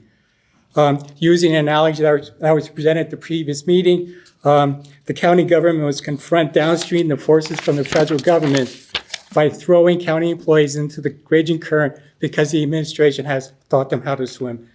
Another issue, never mind the fact that the county needs to expose itself to labor relations issues, unfair labor practices, because as I understand it, they have not communicated with the meeting discussed prior to the implementation of the resolution. Secondly, they risk a violation of the collective bargaining agreement because there's a provision in the SEO contract that requires a negotiation before any change in working conditions. I understand it. I've asked me SEI support left-wing causes, but they have legal obligation to represent their members, and they will. And unfortunately, it's exposing the county to liability for wrongful lawsuits, and we're talking about $100,000 for the Garlic decision. Trust me, when an employee lawsuit, it's $1 million. It's $1 million at the least. So therefore, based upon that, this policy to me is unnecessary, heartless to hardworking county employees, and exposes them to termination because of an insurrectionist and lawless political agenda is county administration who comforts themselves and their supporters' consciences by providing training for the problems that they themselves cause. I therefore strongly urge the County Board of Commissioners to reject this policy. Thank you very much. Please, no comments from the public. Yeah.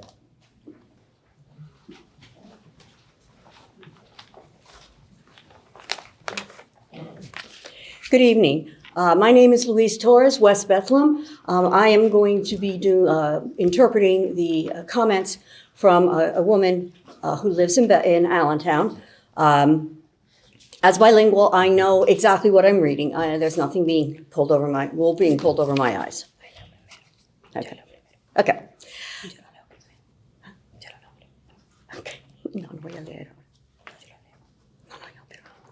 Okay. Hello. My name is Dania Espinal. I live in Allentown, and I'm commenting on the policy concerning county employee interaction with immigration officials.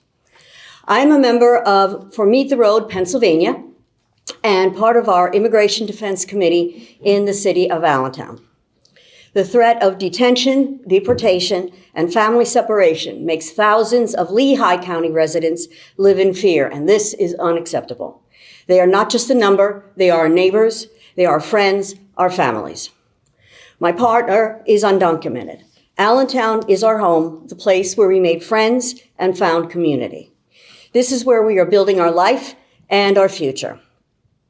I'm afraid that we would be torn apart by ICE. We have confirmed cases of ICE taking people from the courthouse simply for going to pay their traffic tickets.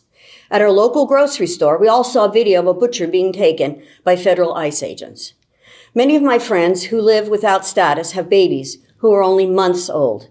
And I can't even imagine what would happen if they were to be put in the deportation process. Migration is not just a political issue. It is a human reality that reminds us that we all, no matter where we were born, share the same desire to live better. I am a U.S. citizen and often think of how far our country still needs to go in order to provide dignity and respect to everyone. Lehigh County can begin today by protecting the safety of its communities and defending the rights of its people. The residents of Lehigh County and all of Pennsylvania need and deserve to be able to access essential services and programs like court proceedings, public schools, benefits office, and employment agencies without fear of intimidation. Thank you.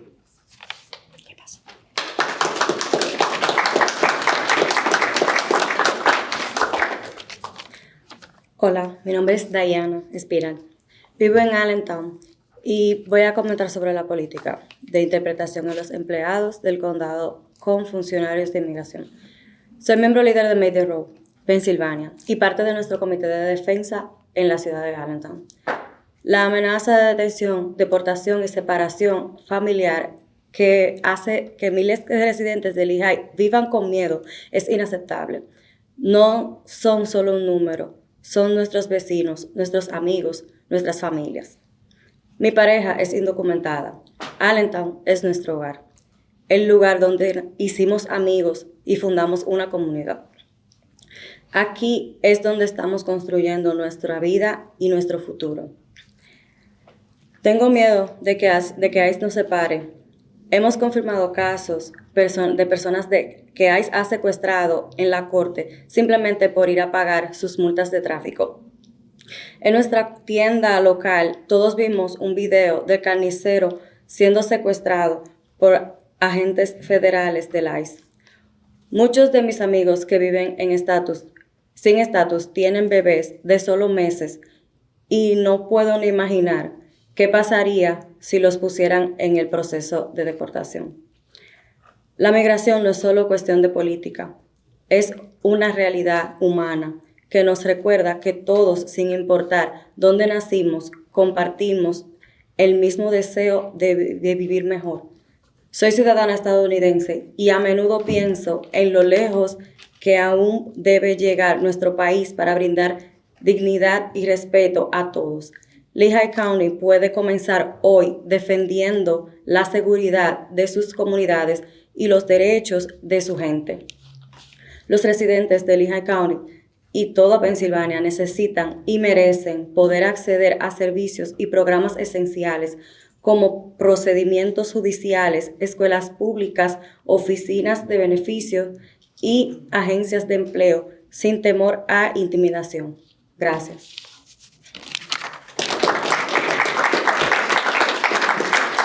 Before I leave, I would just like to make a comment or two about some of the things that I've heard while waiting. One thing about following the rules, okay, that's been a big push, a big arguing point that these people are not following the rules.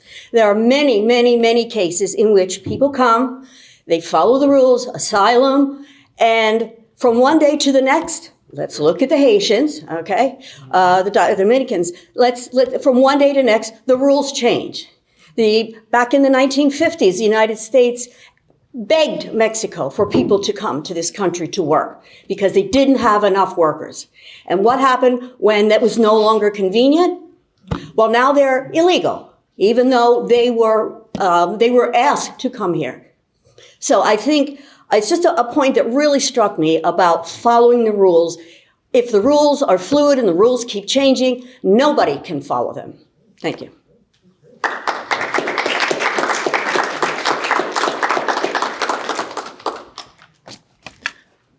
Amber Pryor from Bethlehem Municipality. I'd like to start by thanking the 6 county commissioners who voted yes to pass Resolution 2026-27. Today, I'm here to encourage you to vote yes on passing Resolution 2026-26. I'm just going to repeat a talking point from 2 weeks ago regarding government data that shows only 3% of ICE detainees have had previous violent felony convictions. ICE keeping our community safe is a complete farce. Week after week, ICE agents are captured on video terrorizing community members and immigrants. This past week, an ICE agent rolled down the passenger side window of his vehicle and shot a protester at close range with a pepper ball gun. I have watched as ICE agents escalate violence against citizens who are exercising their First Amendment rights. Also to mention this week, a man was shot and killed by an ICE agent in Texas. Now some new talking points. A study by nonprofit group Physicians for Human Rights reads that 52 people died in ICE custody in the United States since January 2025. This rate is at its highest level in over a decade and has more than doubled since Trump's second term began. These deaths in custody have increased at a rate disproportionate to the growth in the detained population, which hit a record high of 71,000 people in January of this year. Human Rights Watch conducted interviews with family members, attorneys, and former cellmates of the deceased and have reports of 1, lack of transparency and public accountability for deaths, and 2, evidence of inadequate or delayed care. One example I'm going to give of these cases is on September 22nd of last year, a 39-year-old Mexican immigrant died from cardiac arrest secondary to septic shock after repeated attempts to obtain medical help for an infected abscess were mishandled and ignored. If this were a hospital setting, staff would be fired, sued, and criminal charges would be pressed. However, this is just another day in ICE detention where injustice and abuse are occurring unchecked. There's been widespread reports of detention centers ignoring medical needs of inmates, inadequate and unsanitary conditions. An example is lack of air conditioning and ventilation during the extreme high temps this past weekend, lack of nutrition or detainees being served rotten or spoiled food. Our immigrant friends and neighbors deserve much better than this. I also want to bring up the cruelty of detention centers by their very nature. Immigrants, regardless of status, have a right to due process. While awaiting immigration hearings, these people deserve to be with their families and their loved ones. Detention centers are run by for-profit corporations who rely on the labor of detainees to put as much money in their pockets as possible. It's modern-day slavery, and we have a duty as a community to protect our neighbors from this. Like it or not, this issue impacts everyone on this board because it impacts your constituents in one way or another. Any of your constituents with at least 1 ounce of empathy have been affected by witnessing the cruelty and violence directed at the immigrant community at the hands of ICE agents. Many of your constituents have been directly impacted by someone they know being kidnapped and thrown into these detention centers. ICE just received another $70+ billion allowance. They don't deserve, nor do they need, collaboration with county employees unless legally required to do so. We as a community will continue to stand up for the rights and safety of our immigrant neighbors, but we can use as much help and protection from a local government as possible. It's one of our last lines of defense when we have a federal government who is making up the rules as they go and completely ignoring our constitutional rights. Lastly, I'd like to give my deepest gratitude to those on the board who are creating these policies, those who are voting yes for them, and those who are continuing to do what is best for communities and constituents as a whole. Thank you.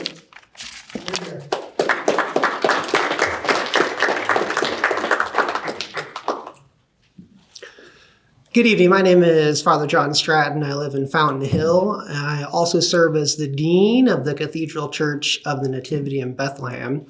And I am here to urge you to vote yes for this resolution because I believe it is the right thing. I believe that it is the moral thing. It will keep our communities safer. It will keep the folks who go to church at the cathedral safer. And it will also send a clear message that the lives of immigrants matter. I think it's been made clear that this resolution just clarifies that county employees do not have to and they should not cooperate with ICE beyond what is required of the law. And that is a good thing because ICE is an anti-Christian paramilitary institution. And to cooperate with ICE beyond what is required of the law is not just a legal liability, it is a liability against our very souls. Now, I realize that there's always well thought out, maybe even good intentioned reasons to not do the right thing. When God told Moses to go down to Egypt to tell Pharaoh to let my people go, he came up with all kinds of reasonable sounding reasons not to do the right thing. He wasn't a good public speaker. He was wanted for murder. He didn't want to take his son Gershom out of the Midianite school district. I don't know. There are many reasons why. He probably said he did not want to do the right thing. But at the end of the day, any reason not to do the right thing is just an excuse. And I believe that many of you asked really hard questions, good questions, after this resolution came up last time. And I believe that they were good-hearted questions, reasonable questions, and I hope that you have resolved the issues that you had with those. Now, I've also heard some reasons not to vote for this that are really not quite reasonable. My brothers and sisters at the Lehigh County Republicans called this a tyrannical attack by the Democratic Socialists of America, again, an attempt to subvert the sovereignty of our great nation. Now, I think I've been to every single DSA meeting, but I missed the working group that's supposed to subvert the sovereignty of our nation.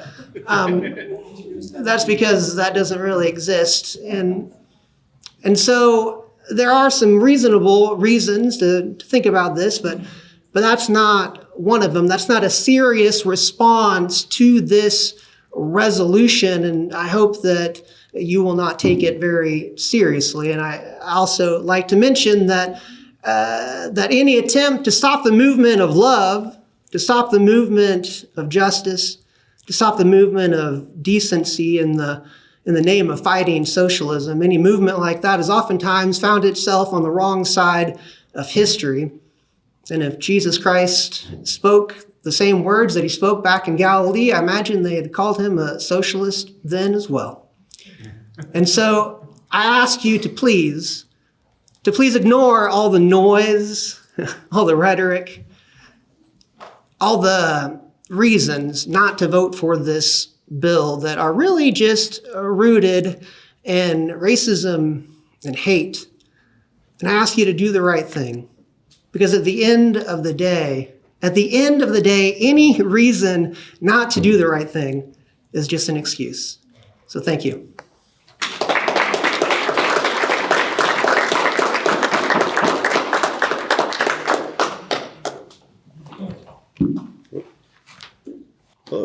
Hello. My name is Leo Atkinson of Bethlehem, and I'm here speaking as co-chair of Lehigh Valley Democratic Socialists of America. I've heard our name mentioned a few times tonight.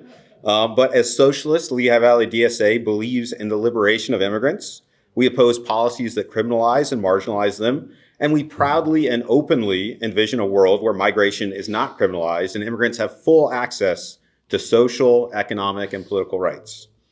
We also believe the employees and the elected officials of Lehigh County are here to represent and protect the people of the county. And we think there is no higher duty or responsibility for you or the county employees than fighting for and protecting the regular working people of this county. I have heard discussion about left and right tonight. I've heard about risk to employees and concerns that there might be other policies that already stipulate similar measures to the one being considered. But the fact is, ICE and other immigration enforcement agencies have been ramping up, illegally detaining, maiming, killing, destroying people's lives, tearing apart families, and people across our country, people across our county are scared. People in Lehigh County are in danger, and tonight this room is full of people calling on this board to do something to protect them. And that something should start with this policy, but it should not end with it. There are a lot of people and a lot of organizations here supporting this tonight, and I just want to make it clear, hopefully, if you're here tonight supporting this, could you raise your hand just to make it a clear visual? I want you to see all of these people are here tonight watching to see if you're fighting for regular working people in Lehigh County, or if you're fighting for someone or something else that threatens their safety and the safety of their families, of their neighbors, of their loved ones. I don't want to end on fear, though, because I know in my heart a better county is possible, a better world is possible, and I certainly hope that each of you will support this resolution and decide to join us in protecting the people of this county. Thank you.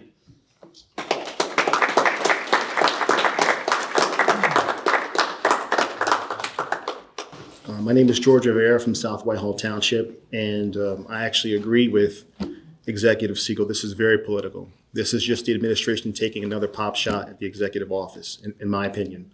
At the June 4th Commissioners meeting, County Executive Siegel brought legislation to the board and commissioners. Irons and Colborgi both supported it, all who have been on record being anti-law enforcement.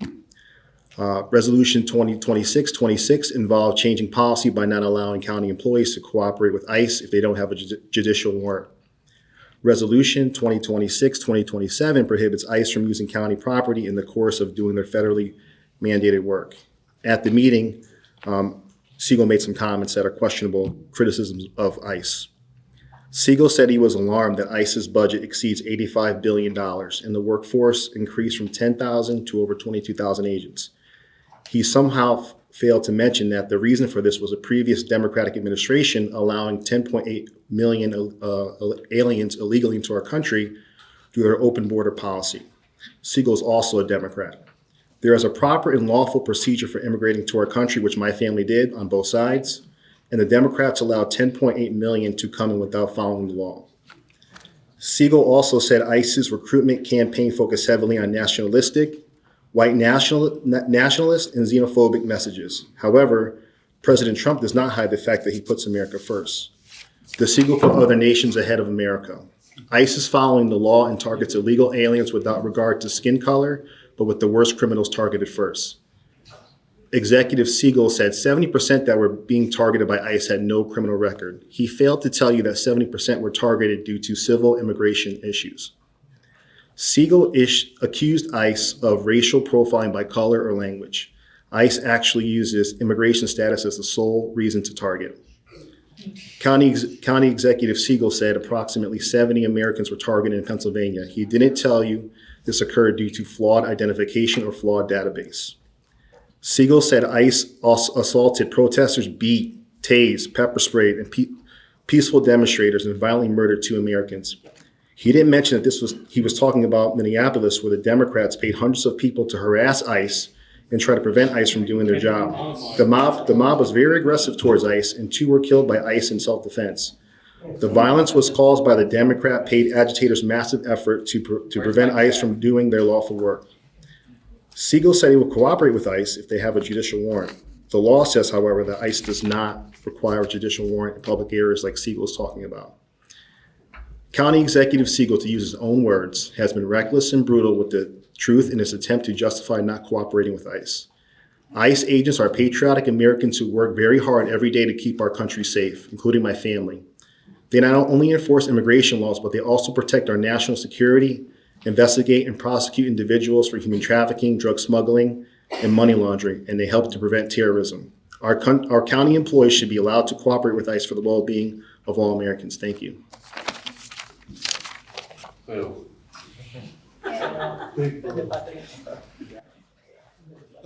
Spencer Snigg, Allentown. So first off, I want to say I love America. I have got a 5-foot flag over my desk, and the reason I love America is because of the Constitution, which protects the citizens from the government. Half of the Bill of Rights are rules dedicated to preventing the court system from destroying you, that guarantee your rights. So, we should make sure that we follow the Constitution and make sure that warrants are real. It's easy to say, it's not my job. It doesn't take much training. It's not my job. Put it off to the lawyers. It's not my job is not saying no. It's saying, go to that office over there. That's all it is. When I request something through FOIA, they don't say no. They say 6 weeks or whatever it is, because they follow the law. One of part of the Constitution is that which is not taken by the federal government goes to the states. That is jurisdiction. all right? So we should follow the Constitution, and it's as simple as that. Whether it's for immigration or anything else, follow the Constitution. Next thing is, the importance of passing this tonight, because and then going back in and saying for all warrants, they should go to whatever. Just because, our ICE agents are very poorly trained, and they are going after people who have already registered with the court system, saying, I want to go through the court system. But rather than giving them their day in court, they're going and being arrested. Now, the reason why they know their address and everything like that is because they registered to do it legally, not the waiting outside the country for 50 years or whatever the quota system puts them at. Every country has their own quota system. There's longer waiting periods for some countries than others. Rather than funding those court systems, they funded people with guns to go after people who they knew where they lived. That seems wrong and unjust to me. I highly encourage you to pass the legislation tonight and then follow it up quickly with legislation to protect against the other federal agencies. But the other federal agencies are better trained. ICE currently is not. So that's why we're running into the situation. Thank you.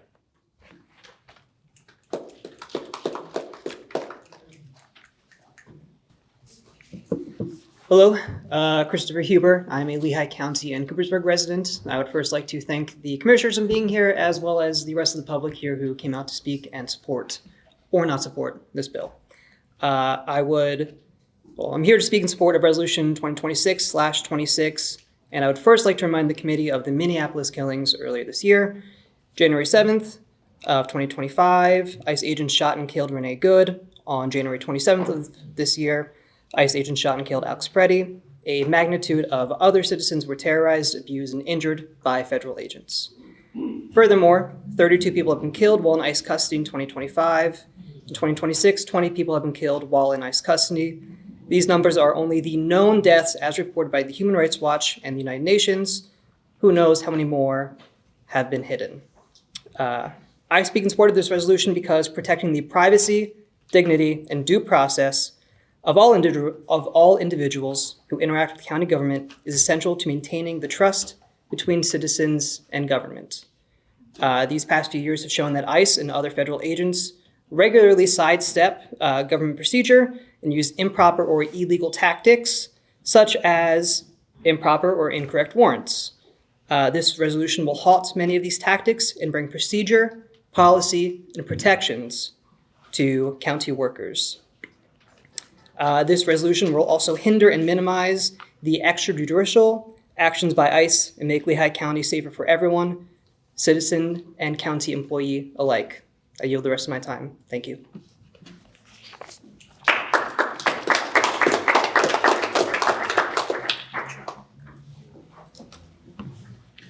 My name is Dr. Michael Pipestone. I live in West Bethlehem. For the last 10 years, I've practiced family medicine, hospice care, or palliative and cancer care medicine in the Lehigh Valley. Prior to that time, I trained for about 10 years in Minneapolis. Regarding the safety of our county residents, if that's part of what we're concerned for, if we're going to oppose this resolution this evening, I would like to remind everyone that the 3 leading causes of death in 2025 in our county were medical causes, accidents, and suicides, for a total of just shy of 1,000 deaths. The next category was homicides, with 9 total deaths for our county in 2025. If we're going to hallucinate that every single one of those homicides was committed by a person without papers, that's 1% of the deaths in our county. If this is about safety, the county could spend their money better to protect our residents from a cause of death 16 times more dangerous than murder: falls. 146 people died in our county last year because of falls. I have worked with those people. These are residents in our community that are less able, that are elders, and I know that undoubtedly they're served by persons of color and culture that would be targeted by ICE. We know by the death of Alex Preddy that this Gestapo force has no qualms about killing people if they are white and male, how scared do you think a health worker would be if that worker were Black or Latino or female? Spanish, excuse me, I can tell you from my decades of work in the Valley, 1 decade here, excuse me, that our communities of care would be destroyed if the workers couldn't be protected and our elders and our sick would suffer for the loss of those workers at their jobs. Speaking of health workers, let's remember that our own County Chamber of Commerce in Q3 of last year noted that healthcare comprised 20% of jobs, more than the next 2 sectors combined. Scaring health workers damages our local economy. Lastly, on a moral, ethical, and spiritual point, I know we're a nation of contradictions, of laws and broken treaties, of courageous and outrageous individuals, of peace marches and lynch mobs. I think we are our best selves when we use our power to protect the person against the ruler. I ask you to imagine if the county's properties and its employees were a private home compared to the federal government, or an individual body in a private home. We would be terrorized if a soldier broke into our home, threatening to rape us or send us to a torture chamber in Ecuador. We would be appalled if our father just licked the boots of the soldier or mother served him tea. You are the parents in this scenario. You have the power to resist on behalf of us. You must not pre-comply. You have a responsibility to protect the people of this county from an unlawful search, seizure, and violation by a tyrant. Please vote accordingly.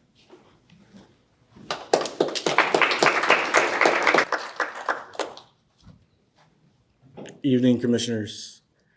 Luis Garcia, Pennsylvania Army National Guard. Just came back from Germany. It's about to be a year now. So I've actually served with immigrants across seas who are fighting for their country right now in Ukraine. And the one thing that crosses my mind as I sat back there with the intention of not speaking tonight, because I actually wanted to hear what was being done, was these soldiers were asking, what does it take to be an American? What does it take to be an American? We had people that are fighting the war right now sitting there looking at us, asking us the question, what does it take to be an American? Our answer to them, there's 2 ways. Due process, which is going to take a while, or you come here and you serve your country the way you want to. And I'm not saying that's the right option for everybody, but I am saying that is an option. I sat back there and I watched people bicker and putting immigrants over their own countrymen because they say that, hey, this is what it is. I took an oath to protect the Constitution of the United States. So, sir, doctor, whoever you are, I hear you when you say it will be a shame if a soldier went into your house. It's a good thing in America, here, soldiers, we can say no because it's an unconstitutional order. I am saying do not pass this. And as a leader, from leader to leader, I lead men, I lead women. You guys lead a county. I ask you to go up because right now I only see you guys going down, talking to the people, and that's great. But up is where you got to go because that's where the problem is. Go up. I love my countrymen. For 250 years, we have been free. I am happy to serve 18 of those years. But I am disgusted with what I am seeing today. Disgusted at the fact I have countrymen fighting each other over legislation because they want to go ahead and protect people that do not want to serve us and want to take from us. Service doesn't guarantee citizenship. Right. Service doesn't guarantee citizenship. So explain that to the 125 people who were just honored citizenship for providing service to the country. Pennsylvania Army National Guardsmen, African, Hispanic, Mr. didn't Garcia, matter where you came from. Please direct your comments to the board. Sorry, I apologize. What I am saying is there is a way to do this. And as leaders, coming from a leader who lead men, regardless of where it's from, I ask that you also go up instead of just down. We shouldn't be fighting. We're coming to you. And yes, I've heard everybody in here. Everybody has a great point to an extent. But we have to remember as an American, we have to put ourselves first and make sure that we open up that doorway for everybody else to come in with due process. I yield my time. Thank you.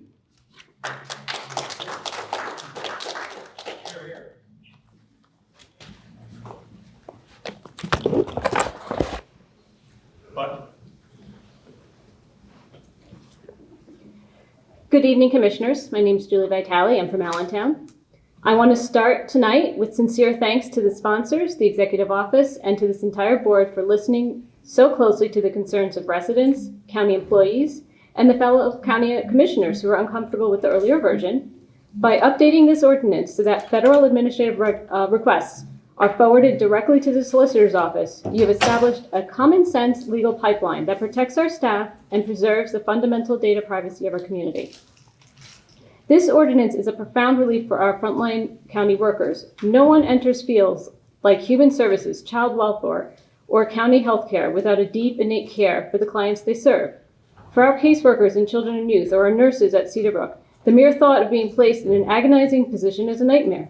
I can only imagine the burden of navigating an administrative inquiry that could accidentally lead to a family separation and the indefinite detention of children and families in inhumane and unjust concentration camps or worse.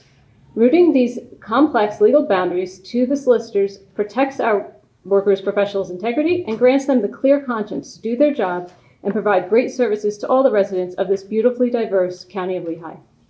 Furthermore, this policy is essential for the basic safety of our entire county.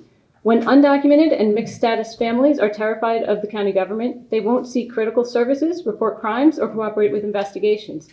This creates a highly vulnerable subgroup of people who become incredibly easy for bad actors to threaten, abuse, victimize, because perpetrators know these families are too afraid to call for help.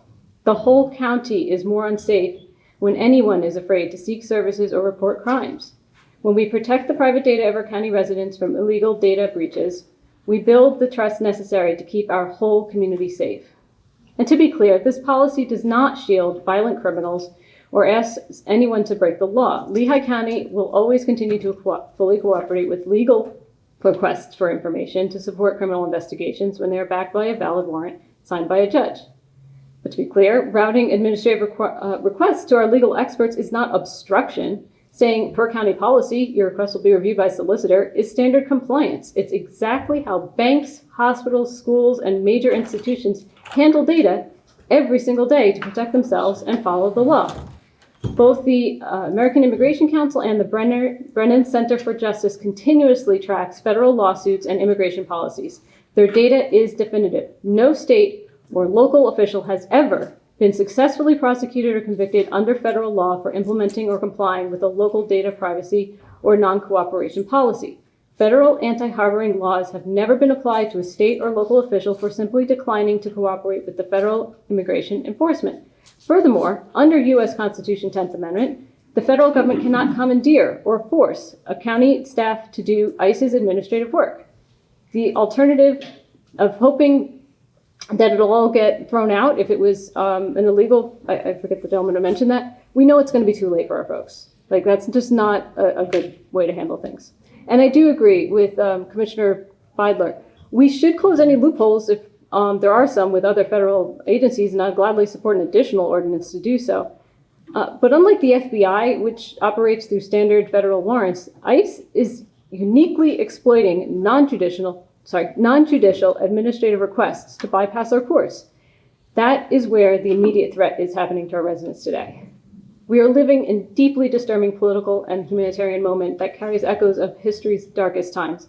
Our employees might be asked to facilitate confusing administrative paperwork that could weaponize to isolate, track, and tear apart targeted groups of people. This ordinance tells our employees we have their backs by taking the pressure off their shoulders, ensuring that a federal agent demands private data. The employee doesn't have to navigate the moral and legal minefield alone. They're simply following a mandatory county procedure that routes the request to our legal experts. History judges communities by who they protect when fear was high. By passing this tonight, we refuse to let Lehigh County's administrative systems be used as a tool for cruelty. This policy shields our workers from intimidation and tells our most vulnerable neighbors that their data is safe from illegal requests. This is a reflection of community love, foresight, and ethical responsibility. I urge you to vote yes tonight, and I thank you all so much for your thoughtfulness on this bill.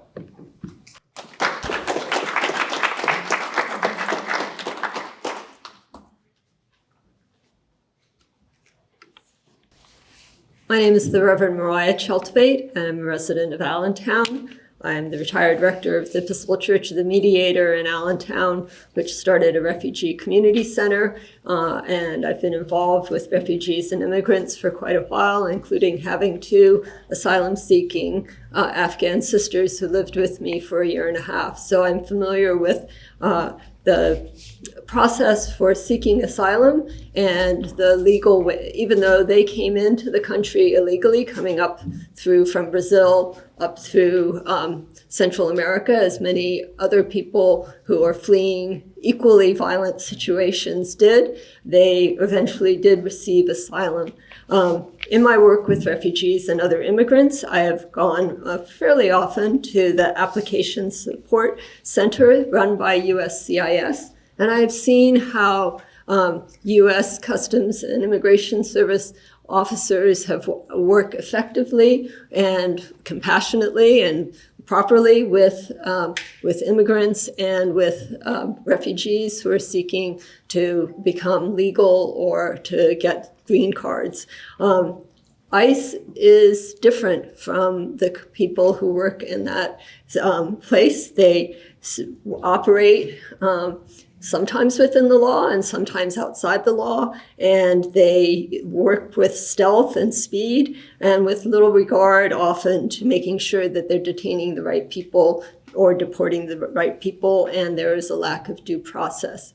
Part of what I hear in this resolution 2026-26, which I encourage you to support, is that what you're asking your county employees to do, directing them to do, is slowing down the process, which is the opposite of what ICE wants, by saying, yes, if you want to have this, I need to check with the solicitor. It slows things down so that what they are doing, if it's correct, will be able to happen in the right way, but they will not be able to bully the employees of the county. The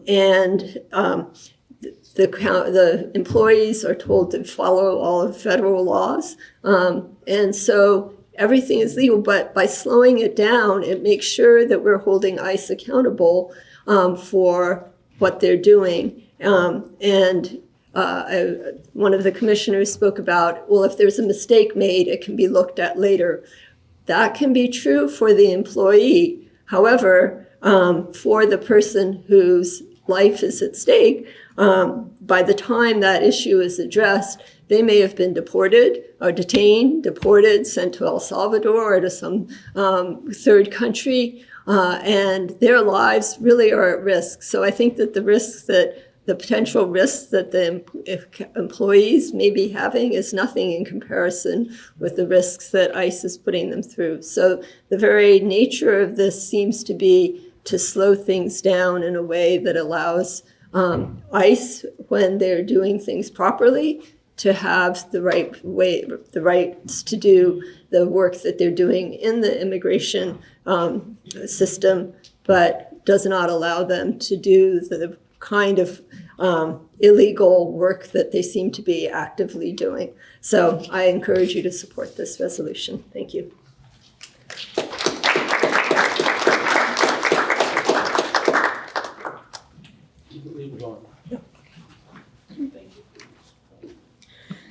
Hello, my name is Valerie Noonan. I live in West Bethlehem.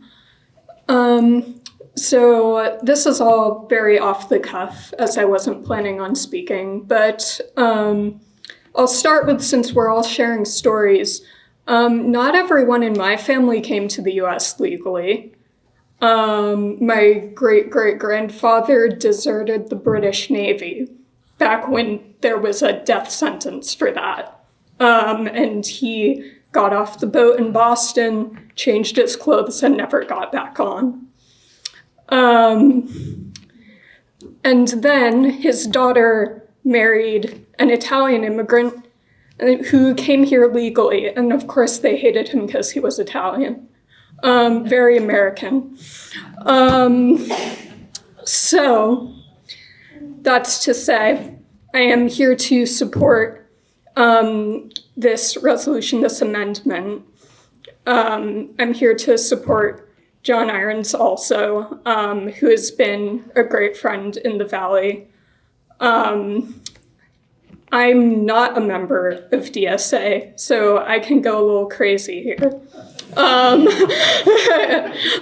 not speaking for anyone but myself, but I don't believe in America first, for starters. I don't believe anything about the nation that I'm in makes me any better or worse or more or less entitled to any kind of right than any other person. I just don't believe that.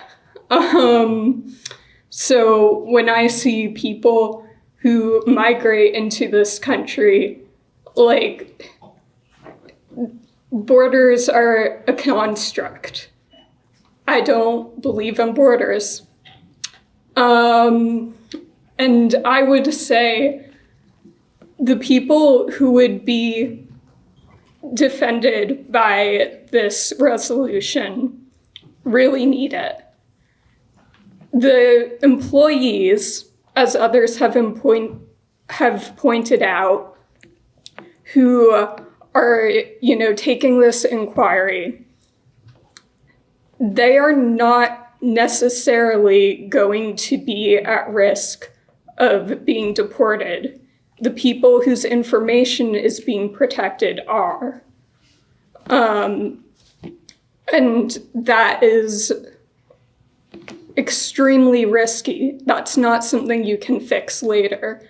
And that's something I was thinking about before some other folks addressed it, but they put it much better than I could have. So I would say that also I agree with the point made by one of the commissioners that this does not prevent the county from cooperating with ICE. It routes it to the legal department, who will then determine what they may or may not do. There are certain things that legally the county must do. And yes, I wish that the county could just say, screw you, actually. So I'm aware of that shortcoming, but it's not something that can be corrected in the scope of this governance. So I acknowledge that. I also acknowledge that other alphabet agencies are capable of overreach. So I'm looking forward to the bill on that one too. Thank you.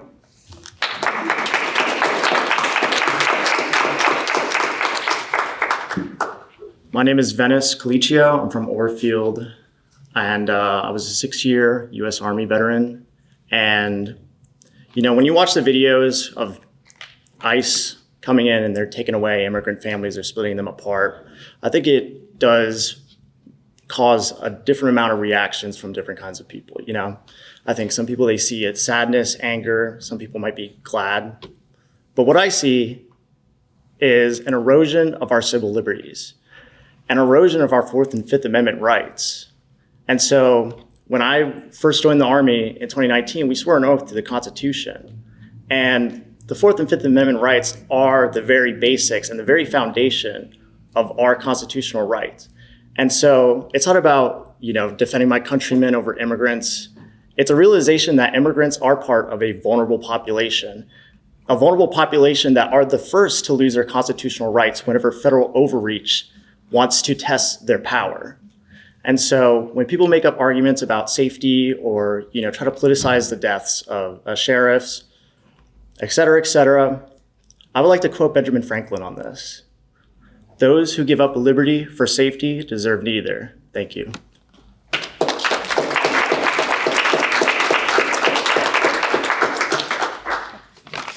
Hello, my name is Shiloh Cedar.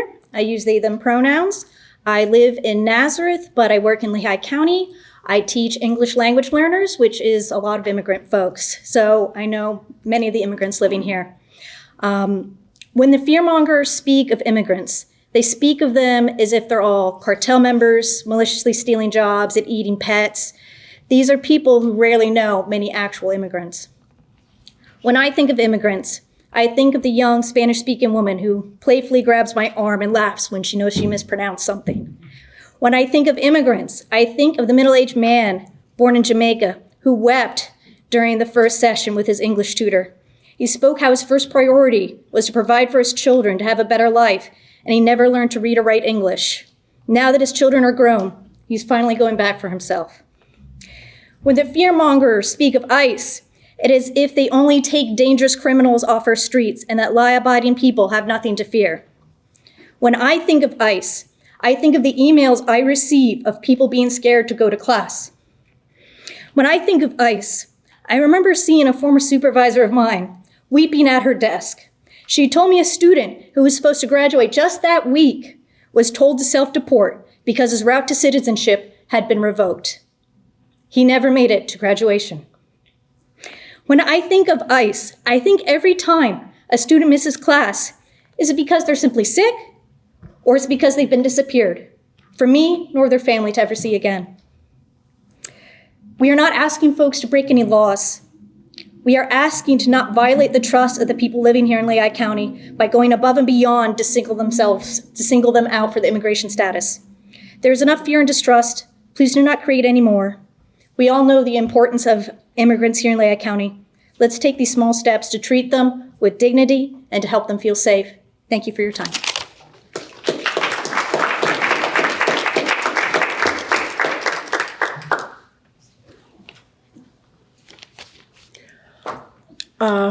Dear Honorable Lehigh County Commissioners, my name is Reverend Samantha Drennan. I'm a resident of Allentown and pastor of Grace Lutheran Church in Becungie, Pennsylvania. I wish to express support for Bill 2026-26 for Lehigh County on behalf of the Lutheran Advocacy Ministry in Pennsylvania, which is the state public policy office of the Evangelical Lutheran Church in America. I have some talking points here, which in the interest of brevity as the hour is growing late, I will only raise up a few of these. Federal law does not require localities to participate in or enforce federal immigration law. To the contrary, immigration regulation and enforcement are squarely federal functions. 8 United States Code Section 1373, which is often cited in support of this claim, is narrow. It only applies to the exchange of citizenship and immigration status information with other governmental officials. Beyond the plain text of Section 1373, courts have found that this federal statute does not preempt localities from adopting pro-immigrant policies. In addition, courts have routinely found that the 10th Amendment to the U.S. Constitution, we all love the Constitution, right? And a legal rule known as the anti-commandeering doctrine permits states and localities to opt out of participating in federal immigration enforcement. The 10th Amendment precludes the federal government from coercing state or local governments to use their resources to enforce a federal regulatory program like immigration. Policies that limit collaboration, including policies that do not accept ICE detainers absent a judicial warrant, are squarely within a locality's right and federal law. In addition, economic growth and opportunity. Immigrants contribute to the economy in numerous ways, whether through entrepreneurial ventures, skilled labor, or as consumers. Numerous studies have shown that cities and municipalities with policies such as this attract more business and investment, which helps create jobs, boost economic activity, and increase tax revenues. By supporting immigrant populations and making them secure, the county will see tangible economic benefits from more vibrant local businesses to higher level and investment. So in conclusion, the Lutheran Advocacy Ministry in Pennsylvania strongly supports 2606. Lehigh County has an opportunity to not only promote justice and inclusivity, but also strengthen its economy, improve public safety, and strengthen community trust. This regulation would demonstrate the county's commitment to due process and justice, making Lehigh County a stronger, safer, and more prosperous place for everyone. Thank you for your time and consideration.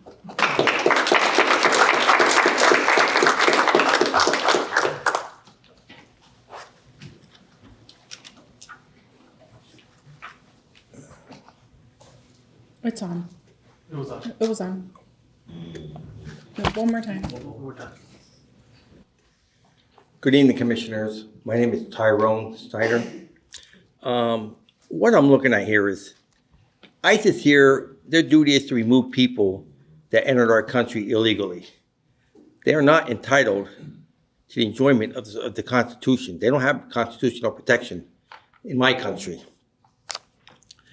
I was here a couple weeks ago, and I listened to Mr. Pinto talk about his wealth intangible tax, trying to push that on our taxpayers. I also read recently that they are trying to raise the income tax and the sales tax. I'm wondering, are they trying to raise our taxes so that they can fund all the programs that they're providing to the illegals that are coming into our country, into our locality? I don't know, but there seems to be a shortfall. Let's see. I just have a few talking points I want to go over. Somebody had spoken about protection, about us being racist with what we're doing here. I look at the Vatican. I was there. The Vatican seems to have a fence around it, has security forces there walking around with M16 machine guns and that, protecting everybody there. Why do they raise the issue that we're racist? Is the Vatican racist?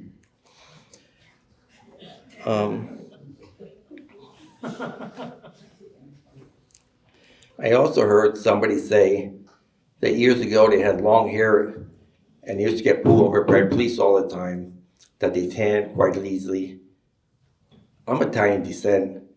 I tan quite easily. Years ago, I had long hair. I had a ponytail just like everybody else.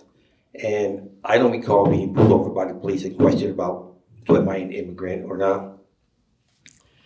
I also heard somebody say how ICE sometimes works within the law and ICE sometimes works outside of the law. Sounds like some of our politicians we have going on around the United States as well. So that's all I have to say. Except I pray that you look at this seriously as I oppose this resolution. I also wish that the board would consider a resolution to help ICE gather up these illegal immigrants. Oh, I have one more comment. I have a personal interaction with somebody here.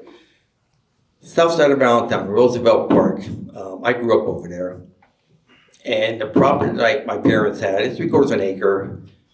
I don't know if any of you that were around when Hoffman's Junkyard was here. It was Mr. Tyrone, we're addressing the resolution that we're discussing. It's resolution 26. So any comment that you are making has to pertain to this resolution. This has to do with it. You paint, these people are painting a pretty picture that everybody that came into our country are these law-abiding, sweet people with blue shirts on and that. That's not the case. My parents' property, like I said, it looks like a junkyard now. There's scrap cars all over the place. I'm surprised zoning doesn't take care of that. But regardless, I was over there one day and I decided to take a couple pictures of this property from outside. I did not trespass. I did not go on the property. And the people that came out of the house, they all spoke Spanish, and they started hollering at me in a belligerent way. They chased me down the street. They chased me up the other street to the south side park, Roosevelt Park, where I got behind it. I got to put a bench in between me and them, and I called 911. Had the police officers come over and settle it. There's people like that deserve to be taken out of this country, and let ICE do their job. Thank you.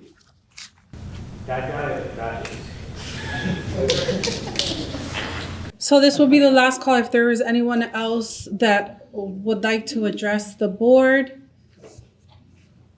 please move to the podium. as I will not call for public comment after this time. Good evening. Hello, friends. My name is Ronald Johnson. I live on Washington Street. Share a name with Ron. So my nickname is Ron, so we have something in common. As well as our love for civil liberties, which I fear is being under threat by the Department of Homeland Security. And I've known this for a long time, since the creation of Department of Homeland Security. As a young kid, I was very fearful about the reality of Department of Homeland Security rounding people I care about and love, part of our beloved community that we're, all a part of and we're building actively.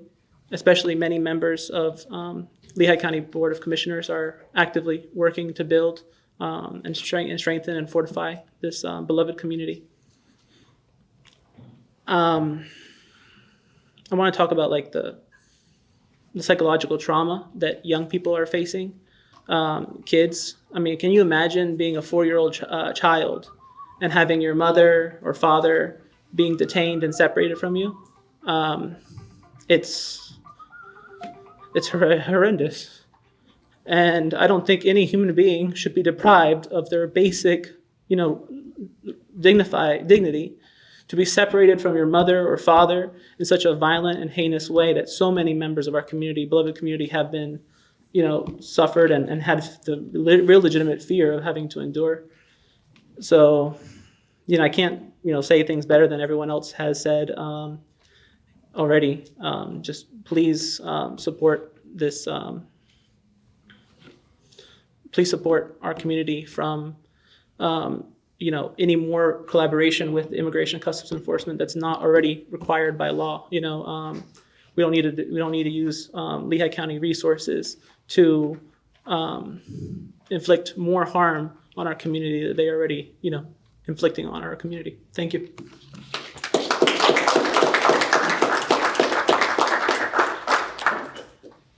All right, at this time, I will turn to virtual participants, and we do have, so if you have pre-registered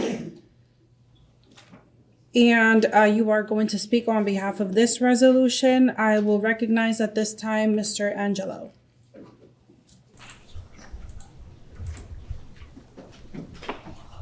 Hi, good evening, everyone. Ettore Angelo.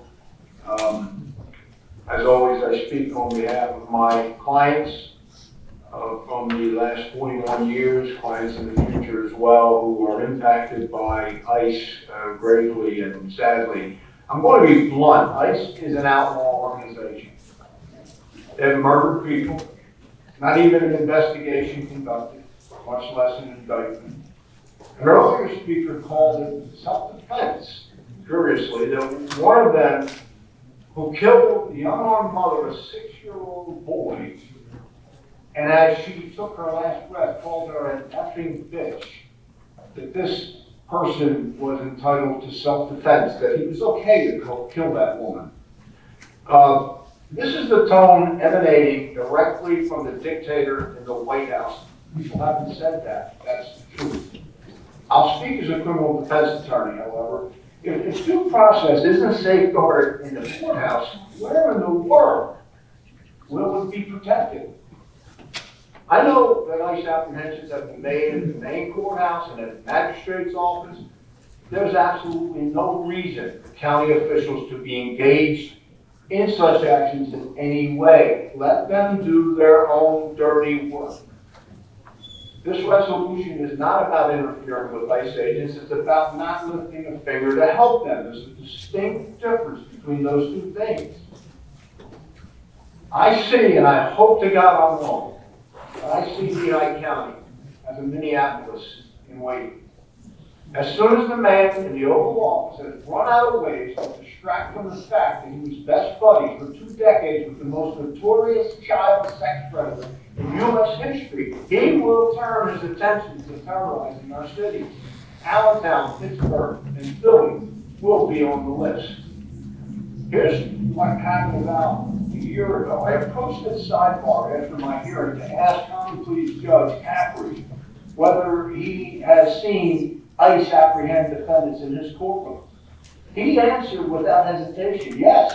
and then pointing to the door that leads ultimately to the tunnel that runs underground, as it should be, dark underground, to the jail.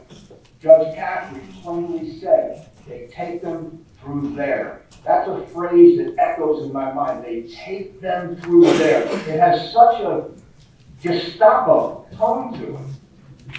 Now, I feel as an attorney and officer of the court, and this pertains to you folks who passed the laws, that any cooperation by the county, especially as judges and district justices, make me complicit in what I consider, and again, I'm not going to pull punches, I refuse to be the arm of a Gestapo operation of a convicted felon president who has killed and maimed and imprisoned thousands of human beings. It doesn't matter to him, including around 150 Iranian school children, probably doing show and tell, some of them. And also has killed scores of fishermen on the open seas without due process, dictatorially declaring them drug traffickers, denying them any due process whatsoever. Do you see a trend about due process? You know, history someday is going to damn this man and his enablers. ICE will be featured in its own disgraceful chapter. But for right now, this board can at least ensure that county officials do not assist this detestable president in his deplorable actions against our fellow human beings. We need this resolution. As an earlier speaker said, we must not be tools for ICE to perpetrate cruelty, murder, and oppression. Passing this resolution keeps the blood off our hands, off your hands. Thank you.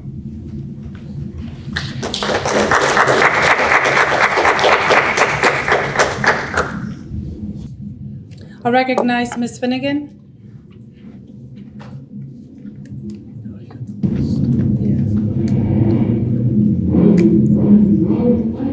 Hi, good evening. I'm not sure if you can hear me. Yes, we can. Okay. Sharon Finnegan, Lower Macungie. I don't really need to add much more to anything else that was said tonight, but I did want to address one thing. If someone knocks on my door and I am personally issued a warrant and they're handing it to me, then I can look at my name, I can look at what it's for, and I can make that judgment. If I'm a county employee, why would it be up to me to decide and speak for the business and say whether or not the warrant is justified? So I think it's pretty easy. I know people are trying to twist it tonight, but it seems pretty cut and dry, and I hope the vote goes through. Thank you.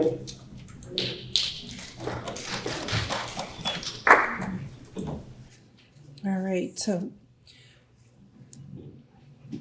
any further comments from the board? So at this time, I will call for a roll call vote. Madam Clerk, please call the roll. This is a roll call vote for Resolution 2026-26. Commissioner Alvarado? No. Commissioner Beitler? No. Commissioner Kolborgi? Yes. Commissioner Fevig? Yes. Commissioner Hartzell? No. Commissioner Irons? Yes. Commissioner Pineda? No. Commissioner Riddick? Yes. That is 4 in favor, 4 opposed. The resolution fails.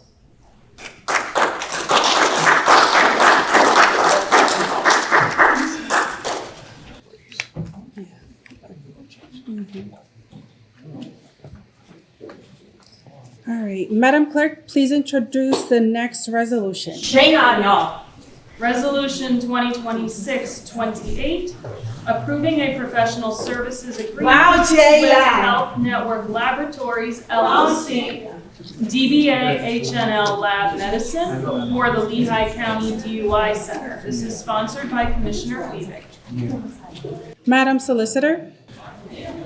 The purpose of this resolution is to approve a professional services agreement with Health Network Laboratories Limited Liability Company, to be conducting analysis of blood for the Lehigh County DUI Center and the Probation Parole Department. The proposed agreement is attached to Exhibit A, and resolution approval is required for non-bid professional services in excess of $25,000 pursuant to Section 801.1B of the Lehigh County Administrative Code. Thank you. Sponsor comments, Commissioner Fevig. No further comments. Any other commissioner comments regarding Resolution 28? Here's Commissioner Colbergi. Just that I'll be abstaining. I'll be abstaining from this as well.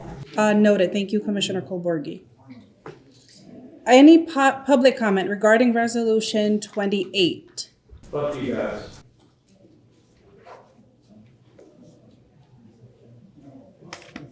I'm so sorry. I couldn't hear what this resolution was about. Oh, yep. Please. Sorry.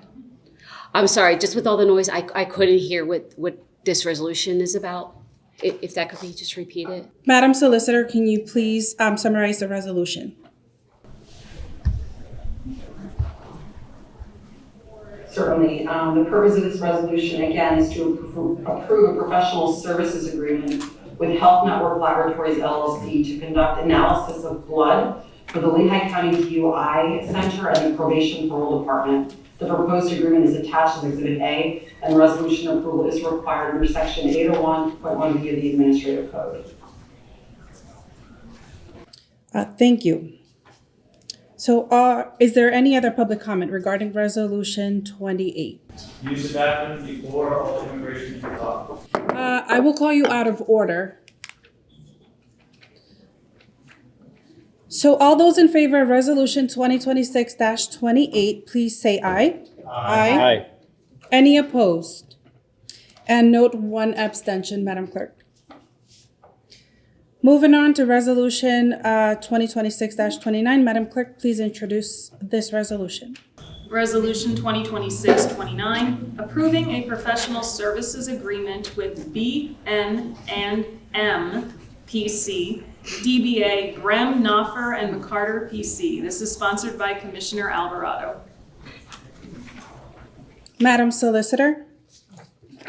The purpose of this resolution is to approve a professional services agreement with B&M to provide independent outside legal services for the County of Lehigh. A copy of the proposed agreement is attached to Exhibit A, and resolution approval is required for contracts for non-bid professional services in excess of $25,000 pursuant to 801.1B of the Administrative Code. The motion for appointment of outside counsel was made at last week's meeting on June 24th.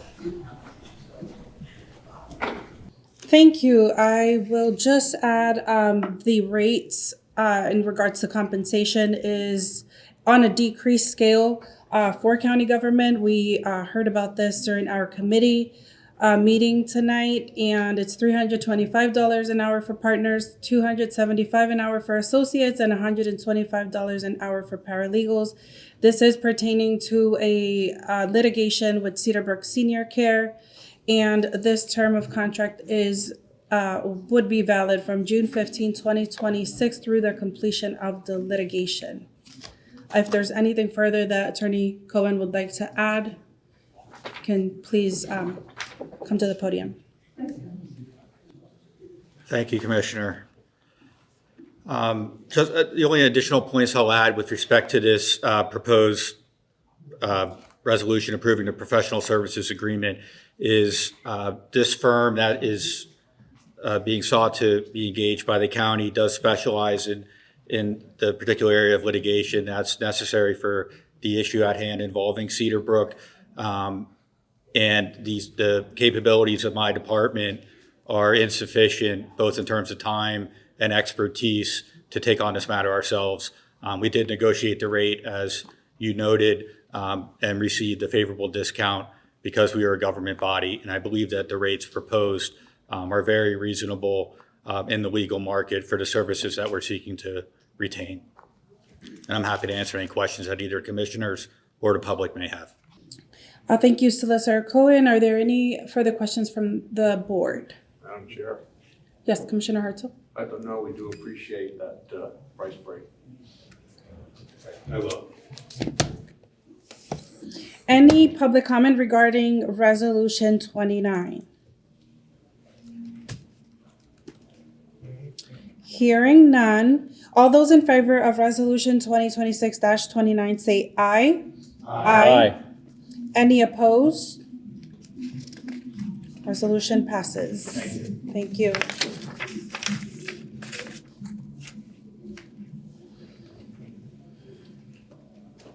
Madam Clerk, will you please introduce the only bill we currently have under new business? Bill 2026-34, amending Section 803 of the Administrative Code to remove the percentage cap on annual increases to competitive monetary limits. This is sponsored by Commissioner Pineda. Madam Solicitor? The purpose of this ordinance is to amend the Administrative Code of Lehigh County, specifically to remove subsection B8 of Section 803 in its entirety. Ordinance approval is required to amend a portion of the Administrative Code. And sponsor comments, Commissioner Pineda. Thank you, Chair. So this is something that I discovered upon doing my legislation previously on the requirement over a certain amount threshold that we'd have to go to a bid process for professional service agreements. And looking through it, when this was originally created, when we were doing the adjustments in CPI, by using CPI on, because we have multiple categories in our administrative code of when something needs 3 bids, when something needs a closed bid process, things of that nature. It was created with the intention of catching us up with, the cost of the times about 6 years ago. And this cap was put in. Now, because of that, because inflation has been higher fairly consistently than 3%, it's left us behind again, putting a burden on the procurement office and kind of defeating the original purpose of the adjustments to do with the CPI. So this kind of would get rid of that unnecessary limit that I think defeats the purpose of what the adjustments are for. Thank you. Thank you. Are there any other commissioner comments? Madam Chair. Commissioner Irons? I wanted to say that I think this is a great idea, and I'm sad I won't be able to vote for it. I always appreciated, Antonio, when you find in these bills and the laws emerge that are very concise and targeted and in your lane, and that's very great. So I'm just sad I won't be able to vote for it. But thank you for introducing it. Thank you. Commissioner Beitler? Yeah, I was going to go same place, but this was a good find, man. So thank you for that, Commissioner Pineda. And just to reiterate, competitive bids are good. That's a protection for taxpayers, but this is fixing a loophole where they were being triggered too often and unnecessarily. So good catch. Thank you. Good government. Any other commissioners? Are there any public comments regarding Bill 34? All right, Bill 2026-34 has had its first read and is scheduled for second read, discussion, and vote at our next meeting on July 22nd. Moving on to committee reports. Are there any committee reports? All right, hearing none. Are there any commissioner announcements?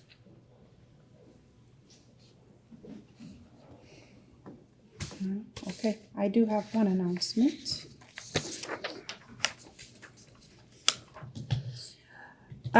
So there was notice that was put out as a public notice. The chair of the Lehigh County Board of Commissioners is seeking applications from individuals for appointment to fill a vacancy in the position of Commissioner at Large. The appointee would serve until January 3rd, 2028. Individuals interested in seeking an appointment should submit a letter of application to the Lehigh County Board of Commissioners. Applications must be physically received in the Board of Commissioners office by Friday, July 17th at 4 p.m. or by 4 p.m. Electronic applications are also accepted, and our county email to commissionersoffice@lehighcounty.org also through Friday, July 17th at 4 p.m. And the governance committee has reserved July 29th and July 30th for interviews of qualified applicants. So those are my announcements. And a last call at this time, we will call for any further citizens' input on anything else, agenda or non-agenda items. They can move to the podium, or if you're online, you can raise your hand. All right, hearing or seeing none, is there a motion for adjournment? Take it, John. Move to adjourn.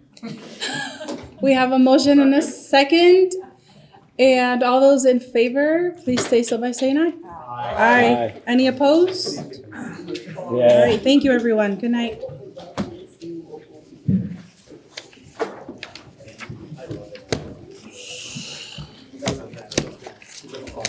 My name is Ronald Johnson. I'm with LV DSA, along with other organizations that came out here today to advocate for the civil liberties and basic human dignity of migrant workers and their families. And we gave it a good shot. You know, we filled the Board of Commissioners room with great beloved community, but we were not able to succeed in this fight. But I'm very thankful for the commissioners that showed moral clarity and courage, and stood by the most vulnerable and at risk amongst us. So, yeah, truly inspired by countless testimonies and speeches and messages. But unfortunately today, nationalist rhetoric won and defeated our calls for protecting people from the Immigration Customs Enforcement coming to Lehigh County and asking for sensitive information to be passed, and to go above what we're trying to do is make sure that Immigration Customs Enforcement only gets the collaboration from Lehigh County that they're required to by federal law, and not go above that. And unfortunately, some of the commissioners were not movable on this issue. I can say a lot of great organizations in the area. Lehigh Valley DSA, Make the Road Pennsylvania was here. We had people from the Pennsylvania Working Families Party. We had people from Food Not Bombs. We had people from various organizations coming to speak, also as individuals, on behalf of their commitment to ensuring that everyone in the community is safe and that our privacy rights are not infringed. I mean, today was a great show of people power. We saw how when we organize and we come together, we can actually get 4 commissioners to stand with us. I wish that we could have gotten 4 other commissioners to join with us, but that's going to be future organizing opportunities to one, elect people in those seats that are going to stand up for the human dignity and civil liberties of our community, and secondly, to the commissioners that decided to let themselves be persuaded by nationalist rhetoric that is built by hatred and xenophobia and scapegoating. We will come after those seats. We will remove them from those seats by our force in organizing. We will knock on all the doors. We will go canvassing. We will talk to our neighbors. We will find common ground with anyone we can, but we will remove those people who are willing to further collaborate and further inflict harm on our communities. My name is Jon Irons. I am a former member of the Lehigh County Board of Commissioners. I was formerly a commissioner at large here. And this evening we had a really both inspiring and tough conversation on local government's role in immigration enforcement.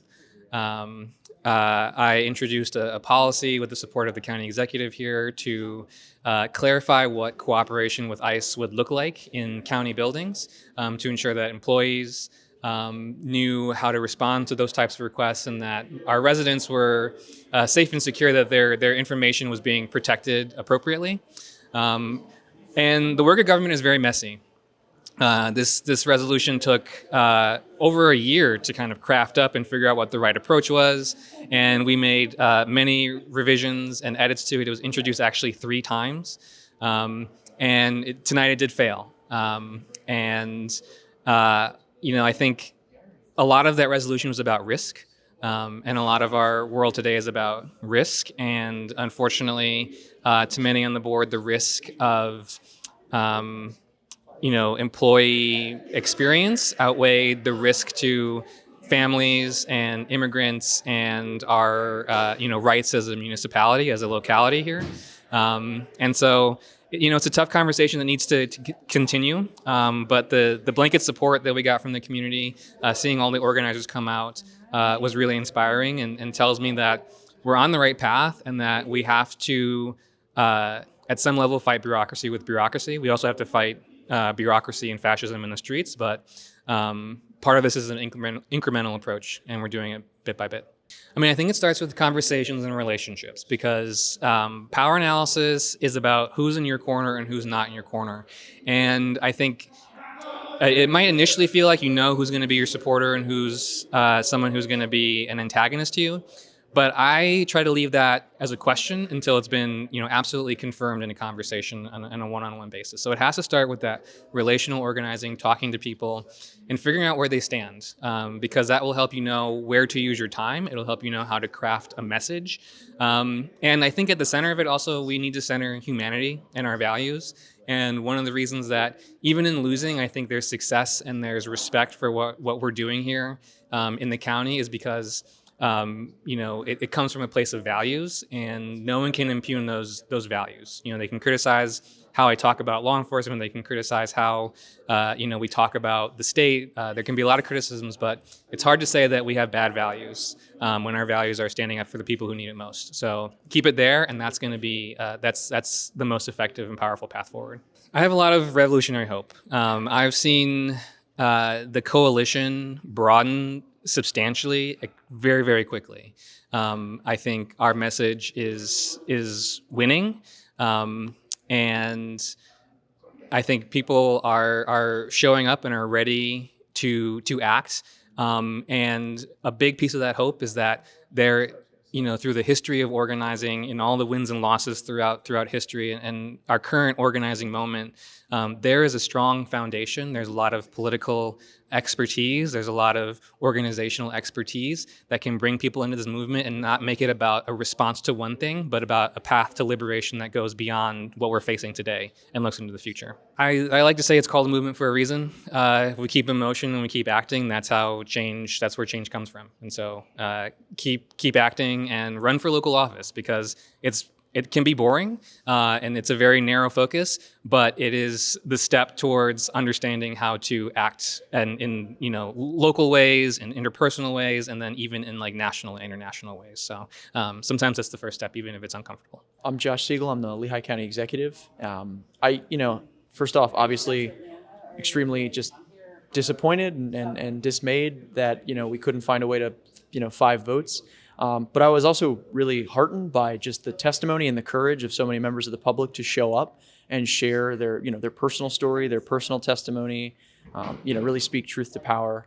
I really think it showed that at the end of the day, even if we didn't prevail in this moment, that the numbers are on our side, that the message that was resonating, that's inspiring people to come out and advocate for their rights and the rights of their neighbors prevailed in that room. It's heartening to see, 100 folks in support and only 7 against. I really think it just shows that in this moment, It shows where the energy is, it shows where the passion is, and it shows that the majority of people are on the right side of this issue, that empathy, compassion, and decency are winning out, even if the votes didn't come our way in this singular particular moment. I mean, they're a paramilitary organization. I think they become the personal Praetorian Guard of the president. I mean, they function, in my opinion, as a hit squad, a mob rule, intimidation force that I think he's built into his own personal private army.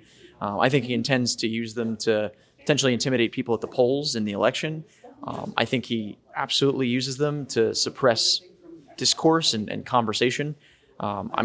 I think it's horrifying. We're watching them execute American citizens. We're watching them literally, engage and shoot drivers who are just trying to get to and from work. We just saw it in Houston.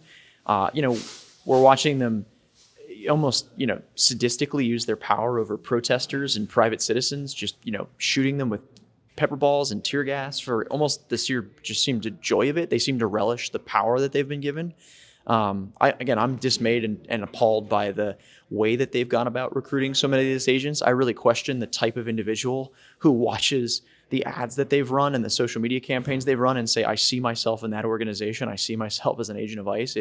It's appalling. I question the kind of people that would want to sign up and swear an oath to that organization. And we've watched them across the country and here in Pennsylvania round up workers who are just trying to go about their day job and support their families. Here in Bethlehem, they literally arrested 17 day laborers who were literally repairing an apartment complex that had caught fire a month before. So they were literally building a roof to put back over the heads of American citizens, and they were rounded up literally for just doing their job. That's what just happened in Houston. That father was literally just doing his job, picking up coworkers so that he could go work a job site and support his family. I think we've seen the same thing that they did in Nazi Germany with Der Stürmer, where they put out these disgusting publications where they would find examples of Jews who committed crimes and use that to just dehumanize and degrade and destroy the sanctity of life and to demonize Jews. We're seeing that same behavior. We saw it here tonight with folks referencing, the crimes of one illegal immigrant or one undocumented individual and using that to justify just a vast surveillance state and a paramilitary organization that's just raining terror on our communities. So we've seen it here in Pennsylvania and all across the country. And it's scary now because it's not the news, eye-popping metro surge that we saw in Minneapolis. It's now the quiet, day-to-day, under the radar, raiding homes and businesses here and there. But we saw 10,000 people in 5 days. And I think that's what's scary is that they're doing it below the radar to try to keep it off the social media screens of the average American so that, all of our eyes are not on what they're doing. Look, we see in the communities that have welcoming policies or communities that broadly say we are open to everyone and we respect everyone's dignity, they're safer, they're stronger economically, they're better small businesses, there's a more vibrant community. I think about all the people who become victims of crime because they themselves are undocumented or in an immigrant community and they're terrified to call the police or trust their local government. We've seen it in cities across the country. Latino women in particular won't report domestic violence or sexual assaults because they're so terrified that their police department might cooperate with ICE, that they would rather endure the suffering and the assaults of their partner or the potential, of death by their partner than report a crime.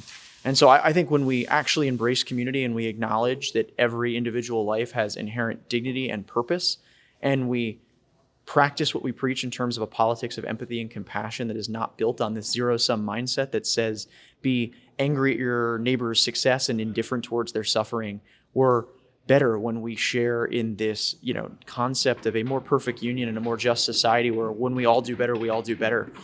And I think we have that in the Lehigh Valley and in Lehigh County. We are a melting pot. We are a community that owes its growth and its vibrancy and its success to immigrants. We would not, in part, be growing as a state and as the Lehigh Valley if it weren't for folks from all around the world, from Latin America to the Middle East, whether it's Southeast Asians, whether it's, Palestinian refugees, whether it's, folks from, all across the world who come here and particularly the Lehigh Valley.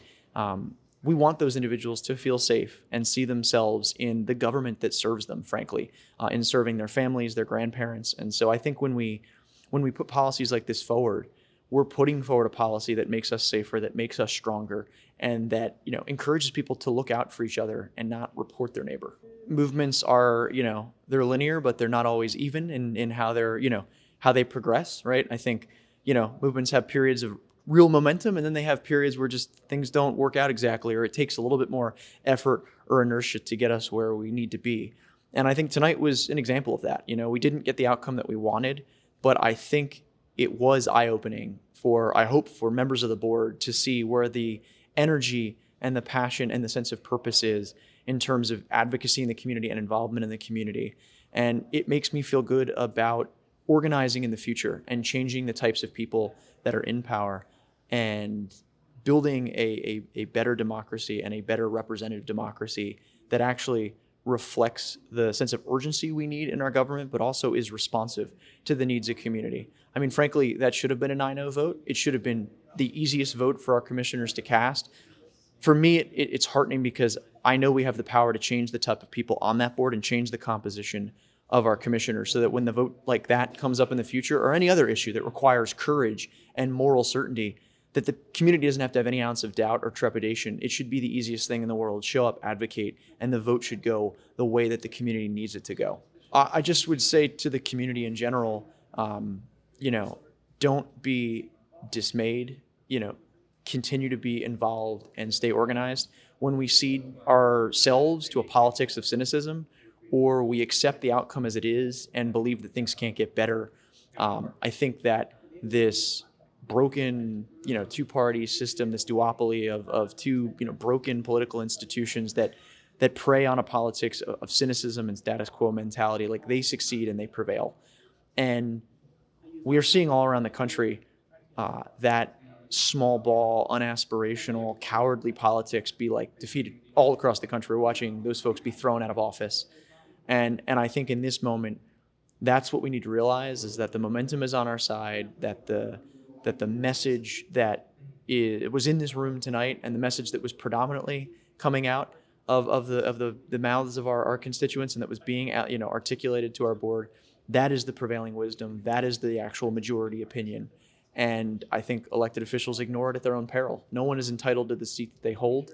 And I hope that there are more wake-up calls to folks. And frankly, I hope there are consequences for the individuals who didn't vote the way they needed to tonight. People deserve to lose their seats when they don't show up and they don't show courage. And there need to be real consequences. Nobody's entitled to a seat forever. And certainly no one's entitled to a seat when you fail to lead and you fail to act with moral courage.